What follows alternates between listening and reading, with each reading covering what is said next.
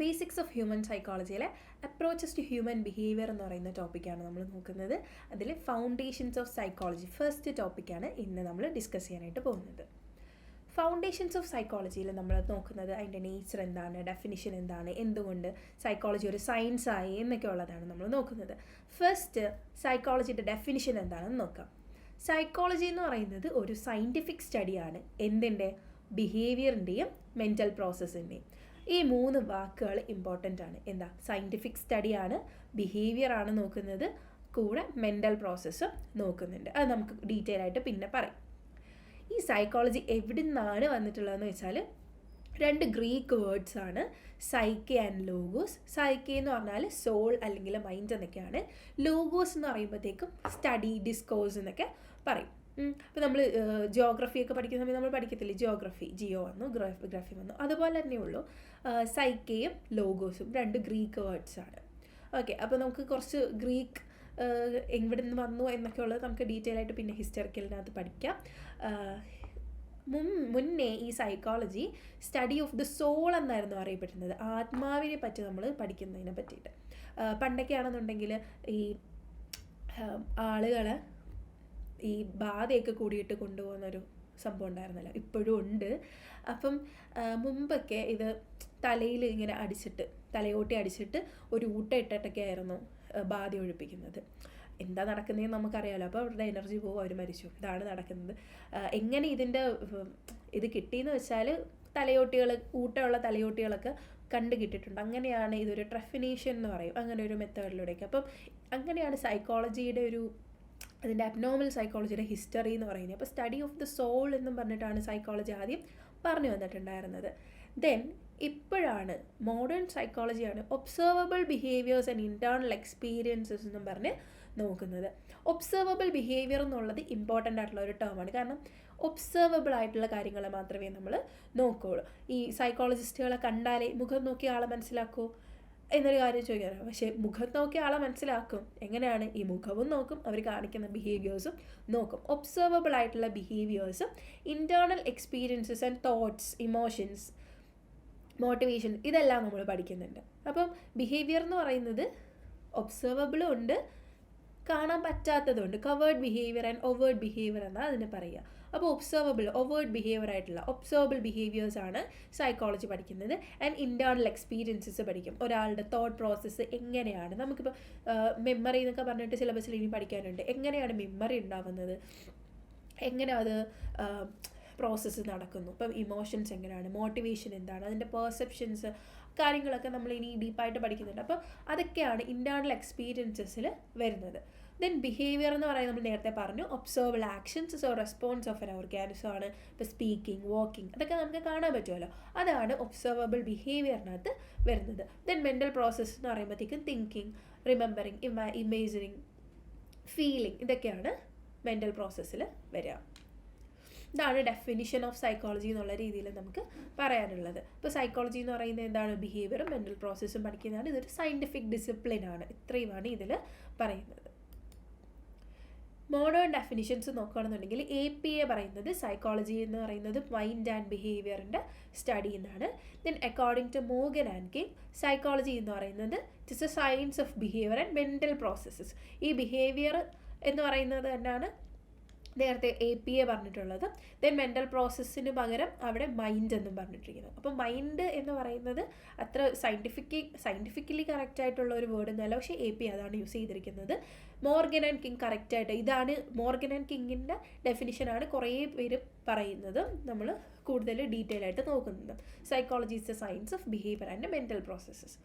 അപ്പോൾ ഇതിൻ്റെ ഒരു എക്സാമ്പിൾ പറയുകയാണെന്നുണ്ടെങ്കിൽ, ഒരു കുട്ടി എക്സാമിന് പ്രിപ്പയർ ചെയ്യാൻ നേരത്ത് കാണിക്കുന്ന ബിഹേവിയർ എന്താണ്? പഠിക്കുന്നു, എഴുതുന്നു, ഇതൊക്കെയാണ് ബിഹേവിയർ എന്നുള്ള രീതിയിൽ വരുന്നത്. മെൻ്റൽ പ്രോസസ്സ് എന്തൊക്കെയാണ് വരുന്നത്? കോൺസെൻട്രേഷൻ ഉണ്ട്. ദെൻ ആൻസൈറ്റി, എക്സാം ആകുമ്പോൾ എന്തായാലും ഒരു ആൻസൈറ്റി ഫീൽ ചെയ്യത്തില്ലേ, അതൊക്കെ എന്താണ്? മെൻ്റൽ പ്രോസസ്സസ്, ഇൻറ്റേർണൽ എക്സ്പീരിയൻസ് ആയിട്ടാണ് അത് പറയുന്നത്. ഇനി സൈക്കോളജിയുടെ ഗോൾസ്, ഈ 4 വേർഡ്സുകളുണ്ടല്ലോ, ഇമ്പോർട്ടൻ്റ് ആയിട്ട് പഠിച്ചു വെക്കാനുള്ളൊരു കാര്യമാണ്. Describe, explain, predict, control. ഈ ഓർഡറിൽ തന്നെ ഈ ഗോൾസ് പഠിച്ചു വെക്കുക. സൈക്കോളജിയുടെ 4 ഗോളാണ് describe, explain, predict and control. Describe എന്ന് പറയുന്നുണ്ടെങ്കിൽ നമ്മളൊരു ബിഹേവിയർ അല്ലെങ്കിൽ മെൻ്റൽ പ്രോസസ്സ് കാണുന്ന സമയത്ത് നമ്മളതിനെ അതെന്താണ് എന്നുള്ളത് മാത്രം ഐഡൻറ്റിഫൈ ചെയ്യുന്നു. ഓക്കെ, അതായത് ഇപ്പോൾ ഒരു കുട്ടി ഭയങ്കരമായിട്ട് ഓടുന്നു, ഭയങ്കരമായിട്ട് ചാടുന്നു, ഒരു സമയത്തും അടങ്ങിയിരിക്കുന്നില്ല. അപ്പോൾ നമ്മൾ എന്ത് ചെയ്യും? ഈ കുട്ടി ഹൈപ്പർ ആക്റ്റീവാണ് എന്ന് നമ്മൾ ഐഡൻറ്റിഫൈ ചെയ്യുന്നു. ഇതാണ് ഫസ്റ്റ് ഗോൾ എന്ന് പറയുന്നത്. ജസ്റ്റ് ആ കാണുന്ന ബിഹേവിയറിന് അല്ലെങ്കിൽ കാണുന്ന മെൻ്റൽ പ്രോസസ്സിന് നമ്മൾ ഡിസ്ക്രൈബ് ചെയ്യുന്നു. Then explain. ഈ എക്സ്പ്ലെയിനിന് അണ്ടർസ്റ്റാൻഡ് എന്ന് പറഞ്ഞിട്ടൊരു പേരും കൂടെ ഉണ്ട്. ഓക്കെ, അത് നോട്ട് ചെയ്ത് വെക്കുക. അണ്ടർസ്റ്റാൻഡ്. ചിലപ്പോൾ നിങ്ങൾക്ക് കാണുമ്പോൾ ഡിസ്ക്രൈബ്, അണ്ടർസ്റ്റാൻഡ്, പ്രെഡിക്റ്റ്, അതുപോലെ കൺട്രോളിന് ചേഞ്ച് എന്ന് പറഞ്ഞിട്ടൊരു ടേമും കൂടെ ഉണ്ട്. ചിലപ്പോൾ അതായിരിക്കും കാണുന്നത്. അപ്പോൾ കൺഫ്യൂസ്ഡ് ആവരുത്. അണ്ടർസ്റ്റാൻഡ്, ചേഞ്ച് ചിലപ്പോൾ മാറി വരാനുള്ള ചാൻസ് ഉണ്ട്. അപ്പോൾ ഡിസ്ക്രൈബ് കഴിഞ്ഞിട്ട് എക്സ്പ്ലെയിൻ. നമ്മളിപ്പോൾ ഒരു കുട്ടി ഹൈപ്പർ ആക്റ്റീവ് ആണെന്ന് കണ്ടു. ഇനി ഈ ഹൈപ്പർ ആക്റ്റീവിൻ്റെ കാരണം എന്തായിരിക്കും, കോസസ് എന്താണ്, ആ ഒരു ബിഹേവിയറിൻ്റെ പിന്നീടുള്ള റീസൺ എന്താണെന്നുള്ളത് നമ്മൾ ഡിസ്കവർ ചെയ്യുന്നതാണ് എക്സ്പ്ലെയിൻ അല്ലെങ്കിൽ അണ്ടർസ്റ്റാൻഡ് എന്നുള്ള വരുന്നത്. അതായത് അവർ കാണുന്ന ബിഹേവിയറിനെ നമ്മൾ എക്സ്പ്ലെയിൻ ചെയ്യുന്നു എന്തുകൊണ്ടാണെന്നുള്ളത്. അപ്പോൾ ഈ ഹൈപ്പർ ആക്ടിവിറ്റി എന്താ, ഒരു ADHD മൂലമായിരിക്കാം. ADHD എന്ന് പറഞ്ഞാൽ എന്താ, attention deficit hyper activity disorder. അപ്പോൾ ഹൈപ്പർ ആക്ടിവിറ്റി എന്ന് പറയുന്നത് ADHD മൂലമായിരിക്കാം. അങ്ങനെ ഒരു നമ്മൾ റീസൺ ബിഹൈൻഡ് ആൻസർ ഒരു ബിഹേവിയർ കൊടുക്കുന്നതിനെയാണ് എക്സ്പ്ലെയിൻ എന്ന് പറയുന്നത്. ആ ഒരു ബിഹേവിയറിനെ നമ്മൾ എക്സ്പ്ലെയിൻ ചെയ്യുന്നു. Then predict. പ്രെഡിക്റ്റ് എന്ന് പറഞ്ഞാൽ forecast future behaviours based on observed patterns. ഈ കാണിക്കുന്ന ബിഹേവിയർ ഇനി എപ്പോഴൊക്കെ ആയിരിക്കാം ഫ്യൂച്ചറിൽ ഫോക്കാസ്റ്റ് ചെയ്യുന്നത്, പ്രെഡിക്റ്റ് ചെയ്യുകയാണ്. അതായത് ഈ കുട്ടി എന്ത് ചെയ്യുന്നു, സ്കൂൾ ചലഞ്ചസ് ഫേസ് ചെയ്യുന്നുണ്ടാവാം, പ്രെഡിക്റ്റ് ചെയ്യുകയാണ് അവിടെ. ഓക്കെ, കുട്ടിക്ക് ഹൈപ്പർ ആക്ടിവിറ്റി ഉണ്ട്, ADHD മൂലമാവാം. അങ്ങനാണെങ്കിൽ ADHD ഉള്ളൊരു കുട്ടിക്ക് സ്കൂൾ ചലഞ്ചസ് ഉണ്ടാവാം. അതാണ് പ്രെഡിക്റ്റിംഗ് എന്ന് പറയുന്നത്. Then control. ഇത് നമുക്ക് എങ്ങനെ കൺട്രോൾ ചെയ്യാം, എങ്ങനെ നമുക്ക് ചേഞ്ച് ചെയ്യാം, ബിഹേവിയറിനെ എങ്ങനെ നമുക്ക് മോഡിഫൈ ചെയ്യാം എന്നുള്ളതാണ് കൺട്രോൾ. അപ്പോൾ modify, influence, manage behaviours in positive ways. അപ്പോൾ എന്താ എക്സാമ്പിൾ എന്ന് പറഞ്ഞൊരു ADHD ഉള്ള കുട്ടിക്ക് ബിഹേവിയറൽ തെറാപ്പി യൂസ് ചെയ്തുകൊണ്ട് നമുക്ക് ചേഞ്ച് ആക്കാം, മോഡിഫൈ ആക്കാം. അതാണ് ഗോൾസ് ഓഫ് സൈക്കോളജി എന്ന് പറയുന്നത്. അതായത് ഒരു ആൾ നമ്മുടെ മുന്നിൽ വരുന്ന സമയത്ത്, ഒരു ക്ലയൻ്റ് ആവാം അല്ലെങ്കിൽ ഒരു പേഴ്സൺ ആവാം, വരുന്ന സമയത്ത് എന്താണോ ആൾ കാണിക്കുന്ന ബിഹേവിയർ, അപ്പം ആളെ പറ്റിയിട്ട് നമ്മൾ മനസ്സിലാക്കാൻ വേണ്ടിയിട്ട് ഈ ഒരു കാര്യങ്ങളാണ്, ഈ 4 സ്റ്റേജിലൂടെയാണ് കടന്നു പോകുന്നത്. ആൻഡ് ഫൈനലി നമുക്ക് എന്താണ് ആ ഒരു പേഴ്സൺ എങ്ങനെയാണെന്നുള്ളത് മനസ്സിലാക്കാൻ പറ്റും. അതാണ് അൾട്ടിമേറ്റ് ഗോൾ എന്ന് പറയുന്നത്. എന്താ, ഹ്യൂമൻ്റെ സ്വഭാവം അല്ലെങ്കിൽ ഒരു ബിഹേവിയർ മനസ്സിലാക്കുക എന്നുള്ളതാണ്, ഇൻ്റേണൽ എക്സ്പീരിയൻസ് മനസ്സിലാക്കുക എന്നുള്ളതാണ്. അതിൻ്റെ 4 സ്റ്റേജസ് ആണ് ഈ പറയുന്നത്. ദെൻ സൈക്കോളജി എന്തുകൊണ്ടാണ് ഒരു സയൻസ് ആയിട്ട് മാറിയെന്നുള്ളത്. മുന്നേ ഇതൊരു നമ്മൾ പഠിക്കുന്ന സമയത്താണെങ്കിൽ ഇതൊരു ആർട്ട് സബ്ജക്റ്റ് ആയിരുന്നു. അപ്പം MA സൈക്കോളജി, BA സൈക്കോളജി എന്നൊക്കെ ആയിരിക്കും കുറേ പേരും കേട്ടിട്ടുണ്ടാവുക. ഇപ്പോൾ അത് BSc സൈക്കോളജി, MSc സൈക്കോളജി എന്നുള്ള ലേബലിങ്ങിൽ തന്നെയാണ് പോകുന്നത്. സോ സൈക്കോളജി എന്തുകൊണ്ടാണ് സയൻസ് ആവുന്നത്? സിമ്പിളായിട്ട് പറയാന്നുണ്ടെങ്കിൽ കോമൺ സെൻസ് അല്ല സൈക്കോളജി. കുറേ ആളുകളും പറയുന്നൊരു കാര്യമുണ്ട്, ഓക്കെ സൈക്കോളജി എന്ന് പറയുന്നത് ജസ്റ്റ് കോമൺ സെൻസ് ആണ്, നമുക്കും ഇതൊക്കെ അറിയാവുന്ന കാര്യമാണ്. പക്ഷേ സൈക്കോളജിയിൽ അതല്ല പഠിക്കുന്നത്. നമ്മളൊരു കാര്യം പറയുന്ന സമയത്ത് അതിന് പ്രൂഫ് ഉണ്ടായിരിക്കും, കുറേ എംപിരിക്കൽ എവിഡൻസ് ഉണ്ടായിരിക്കും. അതുകൊണ്ടാണ് ഇത് സൈക്കോളജി സയൻസ് ആയിട്ട് മാറുന്നത്. അപ്പോൾ 4 ബേസിക് കാര്യങ്ങളാണ് സൈക്കോളജി സയൻസ് ആയിട്ട് കൺസിഡർ ചെയ്യാനായിട്ടുള്ള കാര്യങ്ങൾ പറയുന്നത്. അപ്പോൾ അതിൽ ഒന്നാമത്തേന്ന് പറയുന്നത് എംപിരിക്കൽ മെത്തേഡ്സ്. നമ്മൾ ഒബ്സർവേഷനും എക്സ്പെരിമെൻറ്റേഷനും ഒക്കെ നടത്തിയിട്ടാണ് ഒരു റിസൾട്ട് പറയുന്നത്. ഇപ്പോൾ വേണമെങ്കിൽ കുറേ ഫേക്കായിട്ടുള്ള കാര്യങ്ങളൊക്കെ ഉണ്ട്. ഇപ്പോൾ നമ്മൾ എല്ലാ ദിവസവും ഞാൻ ഗേറ്റ് അടയ്ക്കാൻ പോകുന്ന നിൽക്കുക, അല്ലെങ്കിൽ ഞാൻ എല്ലാ ദിവസവും പോയി ഗേറ്റ് അടയ്ക്കുന്ന ഒരു പേഴ്സണാണ് വീട്ടിൽ. പക്ഷേ എൻ്റെ അനിയത്തി ഗേറ്റ് അടയ്ക്കാം എന്ന് വിചാരിക്കുന്ന ദിവസം മഴ പെയ്യുന്നു. അപ്പം ഒരു കോറിലേറ്റഡ് സംഭവം അവിടെ വന്നു. അതായത് അനിയത്തി ഗേറ്റ് അടയ്ക്കാൻ പോയാൽ അവിടെ എന്ത് വന്നു, മഴ വന്നു. ഇങ്ങനെയുള്ള കാര്യങ്ങൾ പറഞ്ഞു വരുമ്പോഴത്തേക്ക് ആളുകൾ എന്താ പറയും, ഓക്കെ ഗേറ്റ് അടയ്ക്കാൻ പോയാൽ മഴ പെയ്തു, അവിടെ ഒരു കോറിലേഷനായി എന്ന് പറയും. ഇതാണ് കോമൺ സെൻസ്. ഓക്കെ, പക്ഷെ സൈക്കോളജി അങ്ങനെയല്ല. സൈക്കോളജി എന്ത് ചെയ്യും, ഇതിനെ സ്റ്റഡി ചെയ്യും. ഓക്കെ, അതിനുള്ള പിന്നിലുള്ള കാര്യം എന്താ, അങ്ങനെയൊക്കെ അന്ധവിശ്വാസവും വിശ്വാസവും തമ്മിലുള്ള ഒരു ഡിബേറ്റ് എന്നൊക്കെ ഉള്ള രീതിയിൽ വേണമെങ്കിൽ നമുക്ക് പറയാനായിട്ട് പറ്റും. അപ്പം എംപിരിക്കൽ മെത്തേഡ്സ്, ഒബ്സർവേഷൻ യൂസ് ചെയ്യും, എക്സ്പെരിമെൻറ്റേഷൻ യൂസ് ചെയ്യും, ലബോറട്ടറി ഉണ്ട് സൈക്കോളജിക്ക്. അങ്ങനെയാണ് ഈ ഒരു സൈക്കോളജി റിസൾട്ടൊക്കെ എംപ്ലോയ് ചെയ്ത് റിസൾട്ട് പുറത്ത് വിടുന്നത്. ആൻഡ് സിസ്റ്റമാറ്റിക് ആയിരിക്കും, കുറേ ഓർഗനൈസ്ഡ് പ്രൊസീജിയേഴ്സ് ഉണ്ട്. ഇപ്പോൾ നമ്മൾ സിലബസ് ഡിസ്കസ് ചെയ്ത ടൈമിലാണെന്നുണ്ടെങ്കിലും ഇപ്പോൾ ഡിസിഷൻ മേക്കിംഗ് പറഞ്ഞു, അപ്പം അതിനകത്ത് ടൈപ്പുകൾ, അതിനകത്ത് സ്റ്റേജസ് ഉണ്ടെന്ന് ഞാൻ പറഞ്ഞില്ലേ. അപ്പോൾ ഓരോന്നിനും എന്തുണ്ട്, അതിൻ്റേതായ പ്രൊസീജിയേഴ്സ് ആൻഡ് ഓർഗനൈസ് ചെയ്യുന്നതിന് ഒരു ഓർഗനൈസേഷൻ അതിനകത്ത് ഉണ്ട്. അതൊക്കെ ഫോളോ ചെയ്തിട്ടായിരിക്കും സൈക്കോളജി ഓരോ കാര്യങ്ങൾ പറയുന്നത്. ആൻഡ് ഒബ്ജക്റ്റീവ് ആയിരിക്കും, ഒരിക്കലും പേഴ്സണൽ ബയാസ് അവിടെ വരില്ല. ആളുടെ ഇഷ്ടങ്ങളോ അല്ലെങ്കിൽ ആൾക്ക് തോന്നുന്ന കാര്യങ്ങളോ ഒക്കെ ഇങ്ങനെ ഒരു പേഴ്സൺ ഇതാണ് എന്ന് ജസ്റ്റ് ചുമ്മാ അങ്ങ് പറയത്തില്ല. പകരം എന്ത് ചെയ്യും, കുറേ ടെസ്റ്റുകളൊക്കെ നടത്തിയിട്ടായിരിക്കും പറയുന്നത്. അപ്പോൾ പേഴ്സണൽ ബയാസ് അവിടെ വരില്ല. ആൻഡ് ഷുഡ് ബി റെപ്ലിക്കബിൾ, അതായത് എൻ്റെ സ്വഭാവം ഇവിടെ വെച്ച് ഇപ്പോൾ ഒരു ടൈപ്പ് എ ബിഹേവിയർ എന്ന് കരുതുക. ടൈപ്പ് എ എന്ന് പറഞ്ഞൊരു പേഴ്സണാലിറ്റി ഒരു ഇതാണ്. അപ്പോൾ എൻ്റെ പേഴ്സണാലിറ്റി എന്ന് പറയുന്നത് ടൈപ്പ് എ ആണ്. ഞാൻ അമേരിക്കയിൽ പോയാലും ടൈപ്പ് എ തന്നെ ആയിരിക്കണം. അവിടെ ടെസ്റ്റ് ചെയ്ത് നോക്കുന്നത് ടൈപ്പ് ബി ആവരുത്. അടുത്ത് വരുന്ന ടോപ്പിക്കാണ് സയൻറ്റിഫിക് മെത്തേഡ്സ് ഇൻ സൈക്കോളജി. സൈക്കോളജിയിൽ എന്തൊക്കെ മെത്തേഡ്സ് യൂസ് ചെയ്തിട്ടാണ് നമ്മൾ പഠിക്കുന്നത്. ഫസ്റ്റ് വൺ എന്ന് പറയുന്നത് ഒബ്സർവേഷൻ. വെറുതെ വായി നോക്കുന്നതല്ല ഒബ്സർവേഷൻ എന്ന് പറയുന്നത്. Naturalistic and controlled observation of behaviour. Naturalistic എന്ന് പറയുമ്പോൾ അത്യാവശ്യം അതൊരു വായ്നോട്ടം പോലെയൊക്കെ തോന്നും. പക്ഷേ നാച്ചുറലിസ്റ്റിക് ഒബ്സർവേഷൻ എന്ന് പറയുന്നത് അത് തന്നെ പാർട്ടിസിപ്പൻറ്റും ഇൻ പാർട്ടിസിപ്പൻറ്റും ഉണ്ട്. അതായത് ഇപ്പോൾ നമ്മളൊരു ഫീൽഡിൽ ഒരു ഫുട്ബോൾ കളിക്കുന്ന കുട്ടികളെയാണ് നമ്മൾ സ്റ്റഡി ചെയ്യുന്നതെന്ന് വിചാരിക്കുക. അപ്പോൾ അതിൻ്റെ ഒരു നമ്മൾ പുറത്തിരുന്നുകൊണ്ട് ഒരു കാണിയായിട്ടിരുന്നുകൊണ്ട് അവരുടെ ബിഹേവിയർ ഒബ്സർവ് ചെയ്ത് നമ്മൾ എഴുതുന്ന ആ ഒരു സിസ്റ്റമാറ്റിക്കലി നമ്മൾ എഴുതുന്നത് നമ്മൾ പാർട്ടിസിപ്പേറ്റ് ചെയ്യാണ്ട് നമ്മൾ നാച്ചുറലിസ്റ്റിക്കലി അവിടെ ഒബ്സർവ് ചെയ്ത് എഴുതുന്നതായിട്ട് പറയാം. ഇനി പിന്നീട് അടുത്ത ഒരു നാച്ചുറലിസ്റ്റിക് ഒബ്സർവേഷനാണ് ഞാൻ ഒരു അതായത് ഈ ഒരു പഠിക്കുന്ന ആൾ എന്ത് ചെയ്യുന്നു, അവരുടെ കൂടെ ഫുട്ബോൾ കളിച്ചുകൊണ്ട് ബിഹേവിയർ മനസ്സിലാക്കുന്നു. ഇത് രണ്ടും നാച്ചുറലിസ്റ്റിക് ഒബ്സർവേഷൻ തന്നെയാണ്. Why it is naturalistic observation എന്ന് വെച്ചാൽ അവിടെ നമ്മൾ പ്രത്യേകിച്ച് ഒരു മാനിപ്പുലേഷൻ ഒന്നും നടക്കുന്നില്ല. ആ പഠിക്കുന്ന നമ്മൾ ബിഹേവിയർ പഠിക്കുന്ന ആ ഒരു പോപ്പുലേഷൻ, ആ കുട്ടികൾക്ക് അറിയില്ല നമ്മൾ അവരെ പഠിക്കുകയാണെന്നുള്ളത്. സോ അവർക്ക് അതിൻ്റേതായ ഒരു ഇൻഫ്ലുവൻസോ അല്ലെങ്കിൽ അവർ ചെയ്തുകൊണ്ടിരിക്കുന്ന അതേ പ്രവൃത്തിയിൽ നിന്നൊരു മാറ്റമോ ഒന്നും വരില്ല. അതുകൊണ്ടാണ് ഇതിൻ്റെ നാച്ചുറലിസ്റ്റിക് ഒബ്സർവേഷൻ എന്ന് പറയുന്നത്. ഇനി കൺട്രോൾഡ് ഒബ്സർവേഷൻ എന്ന് പറയുമ്പോൾ നമ്മൾ ചിലപ്പം അവർക്ക് ഒരു സ്പെസിഫിക് കണ്ടീഷനൊക്കെ കൊടുത്തിട്ട് ഇന്ന സ്ഥലത്ത് നിങ്ങൾ കളിക്കുക എന്നൊക്കെ പറഞ്ഞാൽ അപ്പോൾ അവർക്ക് അറിയാം, ഓക്കെ ഓൾറെഡി നമ്മളവിടെ നോട്ട് ചെയ്യുന്നുണ്ട് എന്നൊക്കെ ഉള്ളത്. അപ്പോൾ അവിടെ ഒരു കൺട്രോൾഡ് ഒബ്സർവേഷൻ വരുവാണ്. അതായത് അവരെ ഫുട്ബോൾ കളിക്കുന്നത് നമ്മൾ പഠിക്കാൻ വേണ്ടിയിട്ട് അവരെ വിളിച്ച് നമ്മൾ കളിപ്പിക്കുകയാണ്. അപ്പോൾ അവിടെ എന്തായാലും എന്ത് സംഭവിക്കും, കുറച്ച് ബയാസൊക്കെ സംഭവിക്കും. അവർ നമ്മളെ കാണിക്കുകയാണ് കളിക്കുന്നത്. അപ്പോൾ അതിൻ്റേതായ ഒരു ഡിമെറിറ്റ്സ് അതിൽ ഉണ്ട്. നാച്ചുറലിസ്റ്റിക്കും ഉണ്ട് ഒബ്സർവേഷൻ, ദെൻ കൺട്രോൾഡ് ഒബ്സർവേഷനും ഉണ്ട്. നാച്ചുറലിസ്റ്റിക് ഒബ്സർവേഷനാണ് കുറച്ചും കൂടെ കറക്റ്റായിട്ടുള്ളത് എന്ന് നമുക്ക് പറയാം. കാരണം നമ്മൾ പഠിക്കുന്ന പോപ്പുലേഷനിൽ അവർക്ക് പ്രത്യേകിച്ച് ഇൻഫ്ലുവൻസ് ഒന്നും വരില്ല. Then experimental method. Experimental method എന്ന് പറയുമ്പോൾ നമ്മൾ ലാബിനകത്ത് നമ്മൾ +1 +2 ഒക്കെ പഠിക്കുന്ന സമയത്ത് നമ്മൾ ഓരോ പൊടിയൊക്കെ ഇട്ട് കൊടുത്തിട്ട് സോൾട്ട് എക്സ്പെരിമെൻ്റ് ഒക്കെ നടത്തത്തില്ലേ, അതൊക്കെ പോലെയാണ് ഈ ഒരു ലബോറട്ടറിയിൽ നടത്തുന്നത്. പൊടിയല്ല യൂസ് ചെയ്യുന്നത്, പക്ഷേ ബിഹേവിയേഴ്സൊക്കെ ആയിരിക്കും നമ്മൾ മാനിപ്പുലേറ്റ് ചെയ്യാനായിട്ട് ശ്രമിക്കുന്നത്. ഇപ്പം നിങ്ങൾ പഠിക്കുമ്പോൾ ബോബോഡോൾ എക്സ്പെരിമെൻ്റ് ഒക്കെ ആയിരിക്കുമ്പോൾ കുറച്ച് കൺട്രോൾ ഗ്രൂപ്പിനെയൊക്കെ ആഡ് ചെയ്ത് ഒരു ഗ്രൂപ്പ് ഓഫ് ആളുകൾ, ദെൻ കുറച്ച് കൺട്രോൾ ഗ്രൂപ്പ് ആഡ് ചെയ്യും, എന്നിട്ട് അവരുടെ ബിഹേവിയർ എങ്ങനെയാണെന്ന് പഠിക്കും. അങ്ങനെയൊക്കെയുള്ളതാണ് ഈ എക്സ്പെരിമെൻ്റൽ മെത്തേഡ് വരുന്നത്.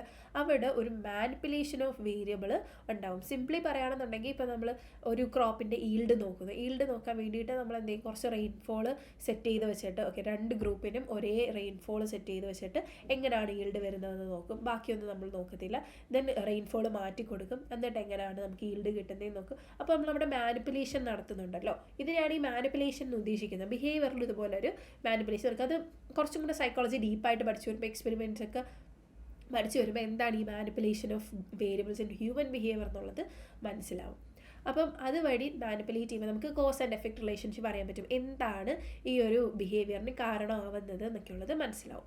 ദെൻ കേസ് സ്റ്റഡി എന്ന് പറയുമ്പോൾ ഒരൊറ്റ ഗ്രൂപ്പ് ഓഫ് ഇൻഡിവിജ്വൽ, ഒരൊറ്റ ഇൻഡിവിജ്വലിനെ അല്ലെങ്കിൽ ഒരൊറ്റ ഗ്രൂപ്പ് ഓഫ് ആളുകളെ നമ്മളെടുത്ത് അവർ ഡീപ്പായിട്ട് പഠിക്കുന്നതാണ് കേസ് സ്റ്റഡി എന്ന് പറയുന്നത്. കേസ് സ്റ്റഡി നമ്മൾ എപ്പോഴും ഒന്നും എംപ്ലോയ് ചെയ്യാറില്ല. ഇപ്പോൾ ഒരു റെയർ ആയിട്ടുള്ള ഒരു കേസ് വരുവാണ്, ഇപ്പോൾ ഒരു പുനർജന്മം എന്ന് പറഞ്ഞിട്ടൊരു സാധനമുണ്ട്.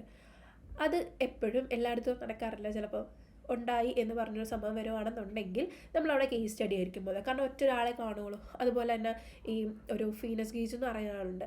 ഈ ഫ്രണ്ടോ ലോബിലൂടെ എന്ത് ചെയ്തു, ഒരു ഇരുമ്പ് ലോഡ് റോഡ് കയറി പോയിട്ടുണ്ടായിരുന്നു. പക്ഷേ ആളുടെ പേഴ്സണാലിറ്റി ഫുൾ ചേഞ്ച് ആയിപ്പോയി. അപ്പോൾ അങ്ങനെയൊക്കെ ഓരോ പേഴ്സണെ നമുക്ക് കിട്ടുള്ളൂ. അപ്പോൾ അവരുടെയൊക്കെ അവിടെ നടത്തുന്നത് കേസ് സ്റ്റഡി ആയിരിക്കും, ഇൻഡെപ്ത് അനാലിസിസ് ആയിരിക്കും അവിടെ നടക്കുന്നത്.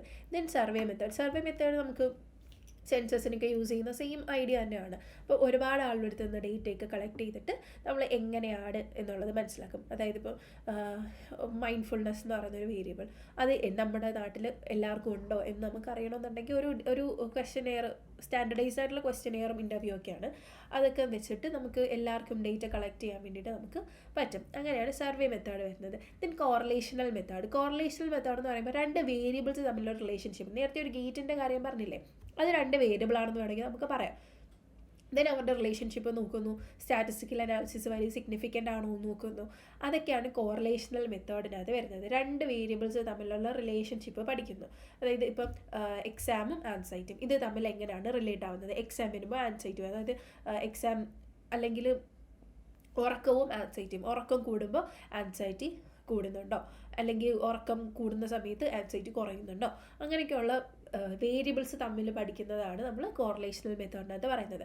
2 വേരിയബിൾ മാത്രമായിട്ടല്ല, 2 or more നമുക്ക് നോക്കാനായിട്ട് പറ്റും. കുറച്ചും കൂടെ ഹയർ ആയിട്ടുള്ള ഒരു സ്റ്റാറ്റിസ്റ്റിക്കൽ അനാലിസിസ് ഒക്കെ നമുക്ക് യൂസ് ചെയ്ത് പഠിക്കാനായിട്ട് പറ്റും. Then psychological testing. ഇപ്പോൾ ഇൻ്റലിജൻസ് അസസ് ചെയ്യാൻ വേണ്ടിയിട്ട് നമ്മൾ വെറുതെ ഒരാളിങ്ങനെ ഇരുത്തിയിട്ട് 2 വാക്ക് സംസാരിക്കുമ്പോൾ ഇൻ്റലിജൻസ് മനസ്സിലാവുമോ? ഇല്ല, അതിന് ടെസ്റ്റിംഗ് ചെയ്യും. അപ്പം ഇൻ്റലിജൻസ് ടെസ്റ്റ് ചെയ്യാൻ വേണ്ടിയിട്ട്, പേഴ്സണാലിറ്റി ടെസ്റ്റ് ചെയ്യാൻ വേണ്ടിയിട്ടൊക്കെ എന്ത് ചെയ്യും, സൈക്കോളജിക്കൽ ടെസ്റ്റിംഗ് യൂസ് ചെയ്യും. Then longitudinal and cross sectional studies. ഇത് ഒരാൾക്ക് ഒരു ടെസ്റ്റ് നമ്മൾ അഡ്മിനിസ്ട്രേറ്റ് ചെയ്ത് അല്ലെങ്കിൽ ഒരു ഇൻ്റർവെൻഷൻ കൊടുത്തിട്ട് ആൾക്ക് എങ്ങനെ ഉണ്ട്, ഇത് ആൾക്ക് എങ്ങനെയാണ് പ്രയോജനപ്പെടുത്തുന്നത് നോക്കണമെങ്കിൽ നമ്മൾ എന്ത് ചെയ്യണം, പിന്നീടും അവർക്ക് സെയിം ഡേറ്റയൊക്കെ തന്നെ കൊടുത്ത് നോക്കണം. ഇതാണ് ലോങ്ജിറ്റ്യൂഡിനൽ സ്റ്റഡീസിൽ വരുന്നത്. ഇപ്പോൾ ഒരു എക്സാമ്പിൾ നോക്കുകയാണെന്നുണ്ടെങ്കിൽ, a study on how lack of sleep affects cognitive performance. എങ്ങനെയാണ് സ്ലീപ്പ് കുറയുമ്പോൾ അത് കോഗ്നിറ്റീവ് പെർഫോമൻസിനെ നമ്മൾ ഇമ്പാക്റ്റ് ചെയ്യുന്നതെന്നൊരു എക്സ്പെരിമെൻ്റൽ ഡിസൈനൊക്കെ വെച്ച് നമുക്ക് നോക്കാനായിട്ട് പറ്റും. അപ്പോൾ അവിടെ 2 ഗ്രൂപ്പാണ് വരുന്നത്. ഒരു സ്ലീപ്പ് ഡിപ്രൈവ്ഡ് ആയിട്ടുള്ളൊരു ഗ്രൂപ്പ് വരും, ഒരു വെൽ റെസ്റ്റഡ് ആയിട്ടുള്ളൊരു ഗ്രൂപ്പ് വരും. എന്നിട്ടായിരിക്കും നമ്മൾ ഈ ഒരു സ്റ്റഡി നടത്തുന്നത്. അത് കൂടുതൽ നമ്മൾ എക്സ്പെരിമെൻറ്റേഷൻ യൂസ് ചെയ്യും, അവിടെ ഒബ്സർവേഷൻ വരും കൂടെ. ദെൻ ഈ ഒരു ഗ്രൂപ്പിനെ മാത്രമായിരിക്കും നമ്മൾ പഠിക്കുന്നത്. അങ്ങനെയൊക്കെ നമ്മളെന്താ ഒരു 2 ഗ്രൂപ്പിനെയൊക്കെ എടുത്തിട്ടായിരിക്കും ചെയ്യുന്നത്. ഒരു സയൻറ്റിഫിക്കലി ആയിരിക്കും നമ്മൾ നോക്കുന്നത്. ദെൻ സൈക്കോളജിയുടെ സ്കോപ്പ്, ഇത് ജസ്റ്റ് ഒന്ന് അതിൻ്റെ ഒരു ആപ്ലിക്കേഷൻ പോലെയൊക്കെയാണ്. ജസ്റ്റ് ഒന്ന് നോക്കിപ്പോയിരുന്നാൽ മതി എവിടേക്കാണ് ഇത് അപ്ലൈ ചെയ്യുന്നത്. ഏകദേശം എല്ലാ ഏരിയാസിലും എന്ത് ചെയ്യുന്നുണ്ട്, അപ്ലൈ ചെയ്യുന്നുണ്ട്. അപ്പോൾ health and mental wellbeing, then education, work പ്ലേസിൽ യൂസ് ചെയ്യുന്നുണ്ട്, ലോ ആൻഡ് ക്രൈമിൽ യൂസ് ചെയ്യുന്നുണ്ട്, മീഡിയ ആൻഡ് കമ്മ്യൂണിക്കേഷൻ, എൻവയോൺമെൻറ്റ്. ഇത് ജസ്റ്റ് ആ ഒരു സൈക്കോളജി എവിടേക്കാണ് യൂസ് ചെയ്യുന്നത് എന്നുള്ളത് മാത്രം ഒന്ന് മനസ്സിലാക്കി പോയാൽ മതി. അപ്പോൾ psychology has a vast scope and application in various areas.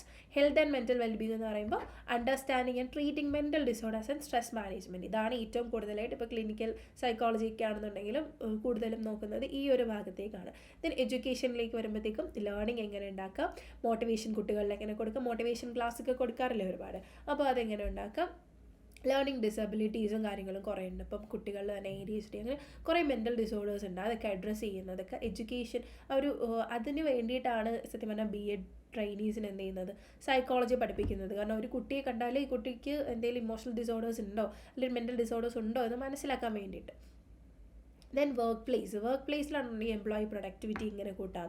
പിന്നെ OB എന്ന് പറഞ്ഞിട്ടൊരു പ്രത്യേകം ഒരു സെക്ഷൻ തന്നെയാണ്. ഓർഗനൈസേഷണൽ ബിഹേവിയർ, ഇപ്പോൾ ലീഡർഷിപ്പ് തിയറീസ് പറയും, എങ്ങനെയാണ് മാനേജ് ചെയ്യേണ്ടുള്ളത്, ആളുകളെ എംപ്ലോയീസിനെ എങ്ങനെ മാനേജ് ചെയ്യാം എന്നൊക്കെ ഉള്ളത് എല്ലാം ഓർഗനൈസേഷണൽ ബിഹേവിയറിൽ പറയുന്നതാണ്. ഓക്കെ, ഇനി ലോ ആൻഡ് ക്രൈമിലേക്ക് വരുവാണെന്നുണ്ടെങ്കിൽ ക്രിമിനൽ ബിഹേവിയറിനെ മനസ്സിലാക്കാൻ വേണ്ടിയിട്ട് ഫോറൻസിക് സൈക്കോളജി ഉണ്ട്. അങ്ങനെയൊക്കെയാണ് ലോ ആൻഡ് ക്രൈമിൽ ഇതിൻ്റെ ഒരു സ്കോപ്പ് വരുന്നത്. ദെൻ മീഡിയ ആൻഡ് കമ്മ്യൂണിക്കേഷനിലേക്ക് വരുമ്പോഴത്തേക്കും അഡ്വർടൈസിങ് സൈക്കോളജി, നമ്മൾ സിലബസ് ഡിസ്കഷനിൽ പറഞ്ഞതുപോലെ സൈക്കോ ഫിസിക്സിൻ്റെയൊക്കെ ഒരു ആപ്ലിക്കേഷനാണ് മീഡിയ ആൻഡ് കമ്മ്യൂണിക്കേഷനിലേക്ക് വരുന്നത്. ദെൻ എൻവയോൺമെൻറ്റിൽ എന്താണെന്ന് വെച്ചാൽ എങ്ങനെയാണ് ഒരു human interaction with nature and eco സൈക്കോളജിയൊക്കെ നടക്കുന്നത് എന്നാണ് എക്കോ സൈക്കോളജിയൊക്കെ നോക്കുന്നത്. അപ്പോൾ സൈക്കോളജിക്ക് both theoretical and applied science രണ്ടും ഉണ്ട്. ആൻഡ് റിസർച്ച്, ക്ലിനിക്കൽ ഇൻ്റർവെൻഷൻസ് എല്ലാം സൈക്കോളജിയുടെ ഒരു സ്കോപ്പായിട്ട് തന്നെ വരുന്നതാണ്. ഇനി സൈക്കോളജിയുടെ ബ്രാഞ്ചസ്. കുറച്ചധികം ബ്രാഞ്ചസ് ഉണ്ട്. വെച്ചാൽ ഒരുപാട് ബ്രാഞ്ചസ് ഉണ്ട്. എവിടെയൊക്കെ മനുഷ്യരുണ്ടോ അവിടെ എല്ലാം സൈക്കോളജി ഉണ്ട് എന്ന് നമുക്ക് വേണമെങ്കിൽ പറയാം. സോ ഇതിവിടെ കുറച്ചാണ് നമ്മൾ എടുത്തു വെച്ചിട്ടുള്ളത്. ദെൻ ഫസ്റ്റ് എന്ന് പറയുന്നത് ക്ലിനിക്കൽ സൈക്കോളജിയാണ്. മെൻ്റൽ ആൻഡ് ഇമോഷണൽ ഡിസോർഡേഴ്സ് ആണ് അവിടെ ഫോക്കസ് ഏരിയ എന്ന് പറയുന്നത്.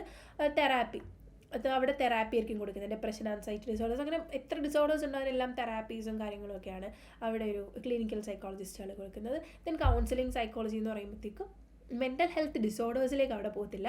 നമ്മുടെ ഡെയിലി ലൈഫ് സിറ്റുവേഷൻസ് ഒക്കെ ആയിട്ട് വരുമ്പോഴത്തേക്കും ചിലപ്പോൾ നമുക്ക് ഒരുപാട് സ്ട്രെസ്സേഴ്സൊക്കെ വരാം.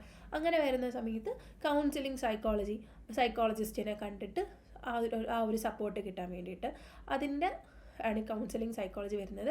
അവിടെ നമുക്ക് പിന്നെ കരിയർ കൗൺസിലിംഗ്, റിലേഷൻഷിപ്പ് അഡ്വൈസ് എല്ലാം വരും.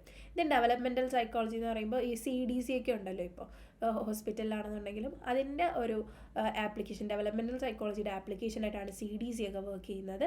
ഹ്യൂമൻ ഗ്രോത്ത് എങ്ങനെയാണ്, ഇപ്പം മൈൽ സ്റ്റോൺസ് ഒക്കെ നമ്മൾ പറയാറില്ലേ, നടക്കുന്നത് ഇന്ന വയസ്സിൽ, ഓടുന്നത് ഇത്ര വയസ്സിൽ, അതിൻ്റെയൊക്കെ എല്ലാം ആപ്ലിക്കേഷൻ വരുന്നത് ഇവിടെയാണ്. ദെൻ സോഷ്യൽ സൈക്കോളജി, എങ്ങനെയാണ് ഒരു സോഷ്യൽ എൻവയോൺമെൻറ്റിൽ മനുഷ്യർ നിൽക്കുന്നത്, എന്തൊക്കെ കാര്യങ്ങൾ ഇൻഫ്ലുവൻസ് ചെയ്യാം. ദെൻ അപ്പോൾ അവിടെ വരുന്നതാണ് ഈ കൺഫോമിറ്റി, പ്രെജുഡിസ്, ഗ്രൂപ്പ് ഡൈനാമിക്സ് ഒക്കെ. അതൊക്കെ നമ്മൾ പിന്നീട് സോഷ്യൽ സൈക്കോളജി പഠിക്കുമ്പോഴത്തേക്കും ഡീറ്റെയിൽ ആയിട്ട് പഠിക്കുന്നതായിരിക്കും. കോഗ്നിറ്റീവ് സൈക്കോളജി എന്ന് പറയുമ്പോൾ thinking, memory, learning, problem solving, ഈ മെൻ്റൽ പ്രോസസ്സൊക്കെ ആയിരിക്കും നമ്മൾ കോഗ്നിറ്റീവ് സൈക്കോളജി പഠിക്കുന്നത്. ആൻഡ് എക്സാമ്പിൾസ് എന്ന് പറയുന്നത് മെമ്മറി മോഡൽസ്, പെർസെപ്ഷൻ സ്റ്റഡീസ്, ഇതൊക്കെയാണ്. ഇനി ബയോളജിക്കൽ സൈക്കോളജിയിലേക്ക് വരുമ്പോഴത്തേക്ക് നമ്മൾ ഈ ബ്രെയിൻ, ഹോർമോൺസ്, ന്യൂറോ ട്രാൻസ്മിറ്റേഴ്സ് ഒക്കെ പറഞ്ഞിട്ട് നമ്മൾ +1 +2 പഠിക്കാറില്ലേ, അതിൻ്റെയൊക്കെ ഒരു സൈക്കോളജിയും കൂടെ റിലേറ്റ് ചെയ്തിട്ട് എങ്ങനെയാണെന്നുള്ളതാണ് ബയോളജിക്കൽ പീസസ് ഓഫ് ബിഹേവിയറിൽ പഠിക്കുക. അതൊരു സിലബസിനകത്ത് നിങ്ങൾക്ക് ഉള്ള ടോപ്പിക്കാണ്, അത് നമുക്ക് നോക്കാം. Then effects of brain injury, role of dopamine in mood, ഇതൊക്കെയാണ് അതിൻ്റെ നമുക്കൊരു എക്സാമ്പിളായിട്ട് പറയാൻ പറ്റുന്നത്. ഒരു ബ്രെയിൻ ഇഞ്ചുറി സംഭവിക്കുന്ന സമയത്ത് PTSD പോലുള്ള ഡിസോർഡേഴ്സ് ഒക്കെ വരാറുണ്ട്.